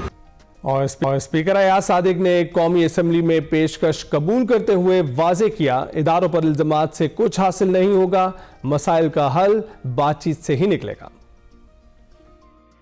मैं अपना रोल कहता हूँ प्ले करने को तैयार हूँ। ताली 2 हाथ से बजती है, आप लोग सोच लें, मशवरा कर लें। मैं गवर्नमेंट को भी रिक्वेस्ट करूंगा, आपको भी, कि इकट्ठे बैठ के देखें कि मुल्क की बेहतरी के लिए हमें क्या करना चाहिए। दूसरी जानिब तहरीक इंसाफ के मुश्तरका पार्लिमानी पार्टी के इजलास की अंदरूनी कहानी भी सामने आ गई है और पीटीआई क़यादत ने एनडीयू वर्कशॉप के खिलाफ बानी के बयान पर इजहार तशवीश किया है। जराए के मुताबिक अरकान का कहना था कि बानी की बहनों ने हालात को इस नहज पर पहुंचा दिया है। बहनों को चाहिए कि पहले पैगाम पार्टी तक पहुंचाएं। अरकान ने अडयाला में बानी से मुलाकात के तरीक़ेकार पर बहस की। पार्लिमानी पार्टी ने राना सनाउल्लाह की कमेटी बनाने की ऑफर कबूल कर ली और पीटीआई ने बानी को दी गई सहूलियात देखने के लिए राना सनाउल्लाह की क़यादत में कमेटी तश्कील देने का फैसला किया और मुश्तरका पार्लिमानी पार्टी के इजलास में पीटीआई अरकान की अक्सरियत ने फैसले की हिमायत की। इजलास 10 दिसंबर को दोबारा तलब कर दिया गया है। उधर कौमी असम्बली इजलास के दौरान एक दिलचस्प वाक़या पेश आया है। इजलास के दौरान ऐवान में किसी रुकन के पैसे जमीन पर गिर गए और स्पीकर कौमी असेंबली अयाज सादिक ने पैसे ऐवान में लहरा कर पूछा कि ये किसके हैं। उनका कहना था कि अपोजिशन के ऐवान में आने से कबल किसी रुकन के पैसे जमीन से मिले हैं। इस मौके पर पैसे लेने के लिए मुतादिद अरकान ने हाथ खड़े कर दिए और स्पीकर अयाज सादिक ने कहा कि ये तो 12 अरकान ने हाथ खड़े कर दिए। उनकी इस बात पर ऐवान में कहके लग गए और इजलास खत्म करते हुए स्पीकर ने बताया कि ये इकबाल आफरीदी के पैसे थे जो उन्हें वापस कर दिए गए। देखते हैं कि क्या कहा उन्होंने। आने से पहले किसी के ये पैसे गिर गए, यहाँ ये किसी के पैसे गिर गए, ये को 10-12 हाथ खड़े हो गए। पैसे इतने नहीं है जितने लोगों के हाथ खड़े, ये तो सारे हाउस के हाथ खड़े हो गए। ये थैंक यू जो भी मुझे दे के गया। काफी गैर मामूली था और दिलचस्प भी था। इसमें अयाज सादिक का जो तरीकाकार था वो भी काफी दिलचस्प था, आपने देखा ही है। अभी आगे बढ़ते हैं और करप्शन से मुतल्लिक बात करते हैं। करप्शन से मुतल्लिक बात करते हुए आपको ये बताते हैं कि आज पाकिस्तान समेत दुनिया भर में इंसदाद बदउनवानी का आलमी दिन मनाया जा रहा है और इस दिन को मनाने का मकसद आलमी मुआशरे को करप्शन से पाक करने के अज़्म को फ़रोग़ देने के साथ साथ ऐसे इक़दामात भी उठाना है जिससे करप्शन की मुकम्मल रोकथाम हो सके। आज के दौर में बदउनवानी को हक तस्वुर किया जाता है, इसे बुराई और जुर्म समझा ही नहीं जाता। करप्शन पर गिरफ्तार हर शख्स विक्ट्री का निशान बनाकर कानून का मजाक उड़ाता हुआ आपको दिखाई देता है और कुछ दिनों बाद प्ली बार्गेन करके वो इंतहाई बाइज्जत अंदाज में बरी हो जाता है। वैसे महज़ब माशरों में ऐसा नहीं होता है, ऐसा आपको डेवलपिंग नेशंस में ज़्यादा होता हुआ दिखाई देता है। मगर सवाल ये है कि क्या करप्शन सिर्फ माली सूरत में ही होती है? क्या सिर्फ सियासतदान और बड़े बड़े ओहदों पर फायज अफसरान ही करप्शन करते हैं? नहीं, ऐसा नहीं है। बदउनवानी के रवैये मुआशरे में बुरी तरह से सरायत कर चुके हैं, घर कर चुके हैं। हकीकत तो यह है कि जिसका जहां बस चलता है अपना हिस्सा मिला लेता है। इखलाकी करप्शन ने हमारे मुआशरे को तबाही के दहाने पर पहुंचा दिया और बात बात पर झूठ बोलना, धोखाधड़ी और नाप तोल में कमी करना, दूध में पानी मिलाना, दानिस्ता तौर पर दूसरों को नुकसान पहुंचाना, अपने इर्द गिर्द माहौल खराब करने में अपना हिस्सा डालना, ऐसी कई दिगर आदतें भी अखलाकी करप्शन की जुमरे में आती हैं। इसलिए बाहैसियत कौम हमें चाहिए कि हम इसका आगाज़ अपनी ज़ात से करें और इस नासूर को मुआशरे से पाक करें। बहुत ज़रूरी है, बहुत ग्रास रूट लेवल तक ये सरायत कर चुका है। अगर हमारे बड़ों ने इसको सरायत करने में मदद दी है तो चलें उनकी गलती ही समझ लें। आप तो अपनी नेशन, अपनी नस्ल, अपने आप को दुरुस्त करें। ब्रेक के बाद हाजिर होंगे। Welcome back. आज एक्सप्रेसो में हमारे साथ मौजूद हैं लाहौर से ताल्लुक़ रखने वाले आलमी शोहरत याफ्ता photographer, film maker Yasir Nisar, जिन्होंने बैंकारी के पेशे को छोड़कर अपने असल शौक विजुअल स्टोरी टेलिंग के सफ़र का आगाज़ किया और फिर पीछे मुड़कर नहीं देखा। उनकी फोटोग्राफी और फिल्में ना सिर्फ पाकिस्तान बल्कि दुनिया भर में नुमाइशों, किताबों, मैगजीन्स और सरकारी पब्लिकेशंस का हिस्सा हैं और दुनिया के बड़े sports, world cup, ICC events में भी वो दिखाई दिए हैं। एशिया कप, चैंपियंस ट्रॉफी, हत्ता कि फार्मूला 1 में भी पाकिस्तान की नुमाइंदगी करते हुए यासिर निसार ने आलमी सतह पर अपनी शनाख्त मनवाई है। उनकी मशहूर तस्वीर राइनहोल्ड मैसनर की जो नांगा पर्वत किताब है उसके कवर पर भी जगह बना चुकी हैं, जबकि उनकी फुटेज बॉलीवुड की जो फिल्म पीके है उसमें एरियल फुटेज इनकी इस्तेमाल हुई थी। यासिर निसार के काम की जो सबसे बड़ी पहचान है पाकिस्तान के हसीन पहाड़, जंगलात, सकाफत, मजहबी विरसा और जंगली हयात की वो तस्वीरें हैं जो दुनिया को इस मुल्क का असल हुस्न दिखाती हैं और उनकी नुमाइशें पाकिस्तान, जनूबी Africa, France, Australia, Thailand, Sri Lanka, America तक फैली हुई हैं। फिल्म मेकिंग में इनकी डायरेक्शन जो है वो काबिल सताइश है। उनकी जो डॉक्यूमेंट्री है दियोसाई द लास्ट सेंचुरी, उसने फ्रांस में बेस्ट डॉक्यूमेंट्री अवार्ड जीता है। मजीद यासिर निसार अपनी जो कामयाबियां हैं उसे शेयर करने के लिए हमारे साथ मौजूद हैं। Yasir, thank you very much हमें ज्वाइन करने के लिए। कैसे हैं? शुक्र जी, thank you very much for inviting me. सबसे पहले तो यासिर ये जानना चाहेंगे, बैंकारी क्यों छोड़ी आपने? फोटोग्राफी और फिल्म मेकिंग की जानिब आने का जो फैसला है ये आपके लिए कितना मुश्किल था? देखिए, किसी भी प्रोफेशन को एक बना हुआ जो प्रोफेशन होता है, बैंकिंग एक हमें पता है बड़ा एक सेफ प्रोफेशन है कि एक वाइट कॉलर जॉब है। आई थिंक सो मुझे ट्रैवलिंग का एक पैशन था और फोटोग्राफी का एक पैशन था और उसको परस्यू करते हुए मैंने ये फील किया कि बैंकिंग उसके साथ साथ नहीं चल सकती। तो बेहतर है कि आप जिस चीज़ का पैशन हो उसको आप जो वो अडॉप्ट करें तो उसमें आप बेहतर तौर पर परफॉर्म कर सकते हैं। राइट तो अच्छा ये बताइएगा कि नांगा पर्वत की जो आपकी मशहूर तस्वीर है जो राइनहोल्ड मैसनर की किताब के कवर पर भी लगी है, इस तस्वीर का पस मंजर क्या था? एक्चुअली नांगा पर्वत जो आपको एक तो one of the highest mountains in the world है, और इसका एक डेफिनेटली एक डिफरेंट पर्सपेक्टिव मुझे चाहिए था। And I was very lucky कि एक मुझे हमें फ्लाइट में मुझे उसका वो पर्सपेक्टिव मिला, और वो लाइटिंग बहुत डिफरेंट थी, बहुत वो थी। और जैसे ही वो पिक्चर मैंने आई रिमेम्बर के तक उनको 10-12 साल पहले वो मैंने तस्वीर खींची थी, और जब वो मैंने शेयर की है तो उसके बाद से काफ़ी सारे लोगों के इंटरेस्ट वगैरह उस फोटोग्राफ के लिए आ रहे थे। तो जब फाइनली मुझे पता लगा कि रेनल्ड मैसनर की Messner is like one of the like माउंटेनियरों में उसको सबसे ही is on the top of, जिस बंदे ने सबसे पहले 14 माउंटेन्स सर किए थे, he was one of them. And Naga पर्वत के साथ उसका एक बहुत एक रिलेशनशिप रहा हुआ है कि he was the first person जिसने नागा पर्वत अपने भाई के साथ क्लाइंब किया था, but his brother died on the top of it. बिल्कुल ऐसा ही है। और ये जो फोकलोर है माउंटेनियरिंग की, उसमें उनका बड़ा नाम है। अच्छा, ICC world cup, Asia cup, champions trophy और फार्मूला 1 जैसे बड़े स्पोर्ट्स इवेंट्स को भी कवर करना, उसका तजुर्बा कैसा रहा? बिल्कुल बहुत अच्छा रहा। आई थिंक सो कि मेरा दो ही चीज़ों में ज़्यादा इंटरेस्ट था। मैं अपने आप को कहता हूँ कि मेरी एक फोटोग्राफिक मेमोरी है, तो मैं बचपन से दो ही चीज़ें मुझे अट्रैक्ट कर रही थी, या आप लैंडस्केप की तस्वीरें अट्रैक्ट कर रही थी, या कोई स्पोर्ट्स की तस्वीरें जो मैं देखता था मैगजीन्स में या न्यूज़पेपर्स में, मैं वो देख के वो मेरे जहन में नक्श रहती थी। तो मैंने स्टार्ट किया तो मेरा यही था कि स्पोर्ट्स को उस तरीके से शूट करना है जिस तरीके से ऑफ कोर्स देखते आए हुए हैं। और मेरा अभी भी सिर्फ दो ही चीज़ों में इंटरेस्ट है कि मैं या स्पोर्ट्स कर रहा होता हूँ या मैं वो लैंडस्केप्स कर रहा होता हूँ। तो जब स्पोर्ट्स की आप बात करते हैं तो आप डेफिनेटली जब आप इंटरनेशनल लेवल पे जब स्पोर्ट्स जितनी भी हो रही होती हैं, चाहे फार्मूला 1 है, चाहे वो चैंपियंस ट्रॉफी है, चाहे वर्ल्ड कप है, उसमें आपका एक एक्सपोजर एक बिल्कुल डिफरेंट होता है। एक तो दुनिया के बेस्ट फोटोग्राफर्स आपके साथ बैठे होते हैं, तो हर बंदा जो आपके पास एक लर्निंग का एनवायरनमेंट बहुत एक अच्छा होता है। राइट। अच्छा, तो आपकी जो डॉक्यूमेंट्री है देवसाई द लास्ट सेंचुरी, उसको आलमी अवार्ड मिला है, तो इस प्रोजेक्ट के दौरान सबसे बड़ी मुश्किल आपके लिए क्या थी? मैं जी, I was part of the team, we were doing this project and I was one of the cameraman and photographer for that. And हम लोगों ने देवसाई में तकरीबन ऑलमोस्ट 3.5 months गुजारे थे।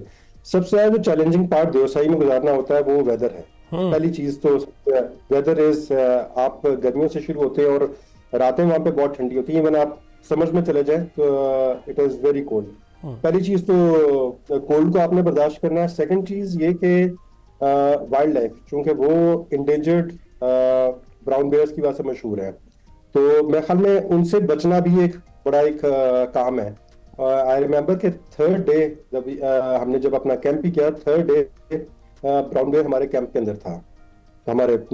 तो यू नेवर नो कि किस वक्त वो किस वजह से आ जाए, किसी भी फूड की वजह से आ सकता है, किसी भी चीज, तो उससे बचना। और आपने जब आप शूट करने जा रहे होते हैं वीडियो या फोटोग्राफी करने के लिए, तो आपके पास आप कोई वेपन या इस तरीके से अपनी हिफाजत नहीं कर सकते, क्योंकि आप तो उसको नेचुरल हैबिटेट में शूट करने के लिए जा रहे हैं। तो आपने उसमें रहते हुए आपने अपने आप को सेफ भी करना है और आपने जब उसको शूट भी करना है। बिल्कुल। तो यासिर, आपने बहुत सारी जगहों का दौरा किया है, पाकिस्तान के बड़े खूबसूरत मनाजिर आपने देखे हैं, तो कौन सा इलाका है जो आपके दिल के सबसे करीब है और क्यों? देखिए, ये उसी तरह ये है कि जिस तरह आप किसी पेरेंट से कह दें कि उसको कौन सा बच्चा पसंद है। राइट। तो पाकिस्तान इटसेल्फ इतना खूबसूरत है, हर जगह की खूबसूरती बहुत डिफरेंट है। राइट। ठीक है, चाहे वो कश्मीर ले लें, चाहे जीबी ले लें, चाहे स्कंजा ले लें, चाहे स्कर्दू ले लें, चाहे बलूचिस्तान ले लें, चाहे सिंध ले लें, चाहे पंजाब ले लें, हर एक की खूबसूरती बिल्कुल डिफरेंट है। लेकिन चूंकि मेरा इंटरेस्ट माउंटेन्स और लैंडस्केप्स और वैलीज में बहुत ज्यादा है, तो I think so Neelam and Skardu side is very close to my heart. Skardu के माउंटेन्स, आपके पास हाईएस्ट माउंटेन्स है, तो आपको बहुत सारी ऐसी वैलीज हैं जो कि अभी तक लोगों के एक्सेस में नहीं थी, अब एक्सेस में आ रही हैं, एंड आपको वहां तक जान के एक नए पर्सपेक्टिव मिल रहे हैं, नए माउंटेन्स देखने को मिल रहे हैं जो कि पहले एक्सेसिबल नहीं थे। तो आपने पाकिस्तान की हिंदू, सिख, बुद्ध और क्रिश्चियन विरसे पर जो फोटोग्राफी की है, उससे आपने क्या लर्न किया, क्या सोच में तब्दीली आई? हम लोग चूंकि हमें हिस्ट्री का इतना आइडिया नहीं होता। जब हम बचपन से पढ़ते हुए आ रहे थे, हमारे स्कूल और कॉलेजेस में उस तरीके से नहीं वो उसको पढ़ाया जाता। देखिए, सब कॉन्टिनेंट में बहुत सारे रिलीजन्स तो एग्जिस्ट करते थे, और चाहे हम हिंदू कल्चर की बात कर लें, चाहे हम सिखों की बात कर लें, लेकिन उससे बियॉन्ड हमारे पास बुद्धिस्ट कल्चर भी हमारा बहुत ज्यादा था। और मेरी अब जो मैं जिस बुक पे काम कर रहा हूँ वो बुद्धिस्ट उस पे है, और उनके कार्विंग और उसकी चीजों पे है। तो उससे मेरे ख्याल में ये एक हुआ कि हम कोएग्जिस्ट करते थे, सारी चीजें सारे रिलीजन्स कोएग्जिस्ट करते थे यहाँ पे। एंड मेरे ख्याल में हमें अब भी अपने आप को, अपना थोड़ा सा माइंड और अपना हार्ट ओपन अप करना चाहिए फॉर अदर रिलीजन्स, और उनको रेस्पेक्ट देनी चाहिए for whatever their teaching and whatever their teachings and उसकी जो भी है। हम कोएग्जिस्ट करेंगे तो हम आगे जा फ्लरिश कर सकते हैं। हमारा कोएग्जिस्ट करना जरूरी है, बहुत बहुत जरूरी है यासिर। और ये बिल्कुल ऐसी चीज है जो नजरों से ओझल भी है इस वक्त भी, और उसको मंजर आम पर लाने के लिए बहुत मेहनत की जरूरत है और आप जैसे हीरोज की जरूरत है।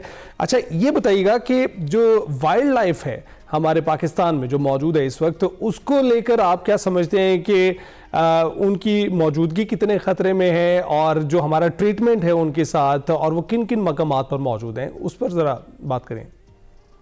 देखिए, हमारे जो माउंटेन्स हैं, चाहे हम माउंटेन्स की बात करें, या मैंने अपने सी शोर्स की बात कर लें, कोस्टल साइड की बात कर लें, हमारे पास वाइल्ड लाइफ तो बहुत ज्यादा है। Of course with the passage of time, जब हम 90s के बारे में, जब 90s में सुनते थे, जितनी मैं देवसाई की ही एग्जांपल ले लेता हूँ कि जब हम 90s में देवसाई का सुनते थे तो पता लगता था कि जी कि वहाँ पे बेयर्स की बहुत बड़ी तादाद मौजूद है। हाँ, जिस साल हम लोग गए इस डॉक्यूमेंट्री को शूट करने के लिए, तो वहाँ पे उस वक्त बेयर्स की तादाद काफी कम हो गई हुई थी। आहिस्ता आहिस्ता प्रिवेंटिव मेजर्स हो रहे हैं उनकी, कि अब हंटिंग अलाउड नहीं है, चीजें जब वो है, और मेरे ख्याल में अब वाइल्ड लाइफ काफी बेहतर होती जा रही है। कुछ ऑफ कोर्स चीजें हैं, जिस तरह स्नो लेपर्ड वगैरह है। स्नो लेपर्ड पहले सिर्फ चित्राल में हमें देखा जा रहा था, लेकिन पिछले 4-5 साल से खुंजराब से लेकर और हुशे साइड पे लेकर अब तो स्नो लेपर्ड की काफी एक तादाद है जो कि अब नजर आ रही है। जिस तरह लोगों को आप इंफॉर्मेशन देंगे और एजुकेट करेंगे कि आपने इनको मारना नहीं है, बिल्कुल उसी तरह से वो फिर बचत और उनकी ट्रीटमेंट में भी, रवैये में भी तब्दीली आएगी। तो यासिर, अब जो एक आखिरी चीज है जिसमें हमें तब्दीली लाने की बहुत बहुत जरूरत है इस वक्त, जो सबसे बड़ा और मेजर मसला है ना सिर्फ वाइल्ड लाइफ के लिए बल्कि इंसानों के लिए भी, और वो है माहौलियाती तब्दीलियां। किस तरह से देख रहे हैं कि आप मुख्तलिफ मकामात पर जब गए हैं तो आपको over the period of time कुछ लगा कि माहौल में कुछ तब्दीली आई है, और वहां पर जो तब्दीली आई है वो हमारी नेग्लिजेंस की वजह से आ रही है? बिल्कुल, क्लाइमेट चेंज में हम लोग जो है, पाकिस्तान इस वक्त बिल्कुल डेड लाइन पे है, और उसकी एक बेसिक रीजन जो है, मैं उसमें छोटी सी एक बात शेयर करता हूँ कि वे बैक इन, देखें, डेवलपमेंट हर जगह के लिए जरूरी है, लेकिन आपने उसके प्लस एंड माइनसेस जरूर देखने होते हैं। हमारा टूरिज्म का इन्फ्लक्स तो बहुत आया पिछले 5-7 साल में, टूरिज्म तो बहुत फ्लरिश हुई है। हमने होटल्स बहुत बना दिए, हमने कंक्रीट स्ट्रक्चर्स खड़े कर दिए अपनी वैलीज के अंदर। उसका डेफिनेट जो एक कह लें कि चेंज एक आ रहा है, वो हमारे क्लाइमेट के ऊपर आ रहा है। हमारे ग्लेशियर्स मेल्ट कर रहे हैं उसी वजह से कि चूंकि हमने ऐसे स्ट्रक्चर्स बना दिए हैं which are not helping the nature. हम नेचर को कर सकते थे, हम एक कोई पॉलिसी बना सकते थे कि आपने इससे ज्यादा होटल्स या इस तरह की चीजें, आपने स्ट्रक्चर्स नहीं बनाने। अगर हम देवसाई में we can not have a concrete structure, तो why cannot we protect our valleys? हम अपनी वैलीज को भी उस तरीके से प्रोटेक्ट कर सकते हैं। आप अताबाद की हालत देख लें कि अताबाद में इस साल भी क्या हुआ है, किस तरीके से चीजें हो रही हैं। तो हमें सेव करने की डेफिनेटली जरूरत है, बिल्कुल जरूरत है यासिर, और उसमें आप अपना किरदार निभा रहे हैं, लोगों तक बात पहुंचा रहे हैं कि इस वक्त बहुत बहुत एहतियात से चलने की जरूरत है, मोहतात रहने की जरूरत है। बहुत बहुत शुक्रिया यासिर। आई वाज़न्ट एक्सपेक्टिंग कि हम इतने सारे मौज़ूआत पर यासिर से गुफ्तगू करेंगे, पर बहुत ही सैर हासिल गुफ्तगू हुई है, ज़बरदस्त बातचीत हुई है, और इसमें इतना ज़रूर अंदाज़ा लगाया जा सकता है कि आपका शोबा कोई भी हो, आप चूंकि इंटर रिलेटेड हैं, एक दूसरे से कनेक्टेड हैं, तो आप इन चीज़ों को महसूस कर सकते हैं और फिर आपके काम से उसकी अक्कासी हो सकती है। अभी आगे बढ़ते हैं, आपको बताते हैं कि सुरों के सुल्तान उस्ताद राहत फ़तेह अली ख़ान आज अपनी 51वीं सालगिरह मना रहे हैं। मौसीकी के घराने में आँख खोलने वाले राहत फ़तेह अली ख़ान ने कम उम्री में ही अपने चचा उस्ताद नुसरत फ़तेह अली ख़ान के साथ समा की महफिलों में जाना शुरू कर दिया था। खान के क्रेडिट पर कई बड़े अवार्ड्स भी हैं, जिनमें पाकिस्तान का सबसे बड़ा सिविल एजाज सितारा इम्तियाज़ और 2019 में ऑक्सफोर्ड यूनिवर्सिटी की तरफ से एजाजी जो PhD की डिग्री है उस समेत मुतादिद मुल्की और गैर मुल्की अवार्ड्स उनकी मेहनत और काबिलियत की मुंह बोलती तस्वीर है। तो छोटा सा ट्रिब्यूट था जो हमने उनको दिया और अब वक्त ख़त्म हो चुका है। बातें तो बहुत सी करनी थी, लेकिन अब मुलाकात करेंगे कल। अल्लाह हाफ़िज़।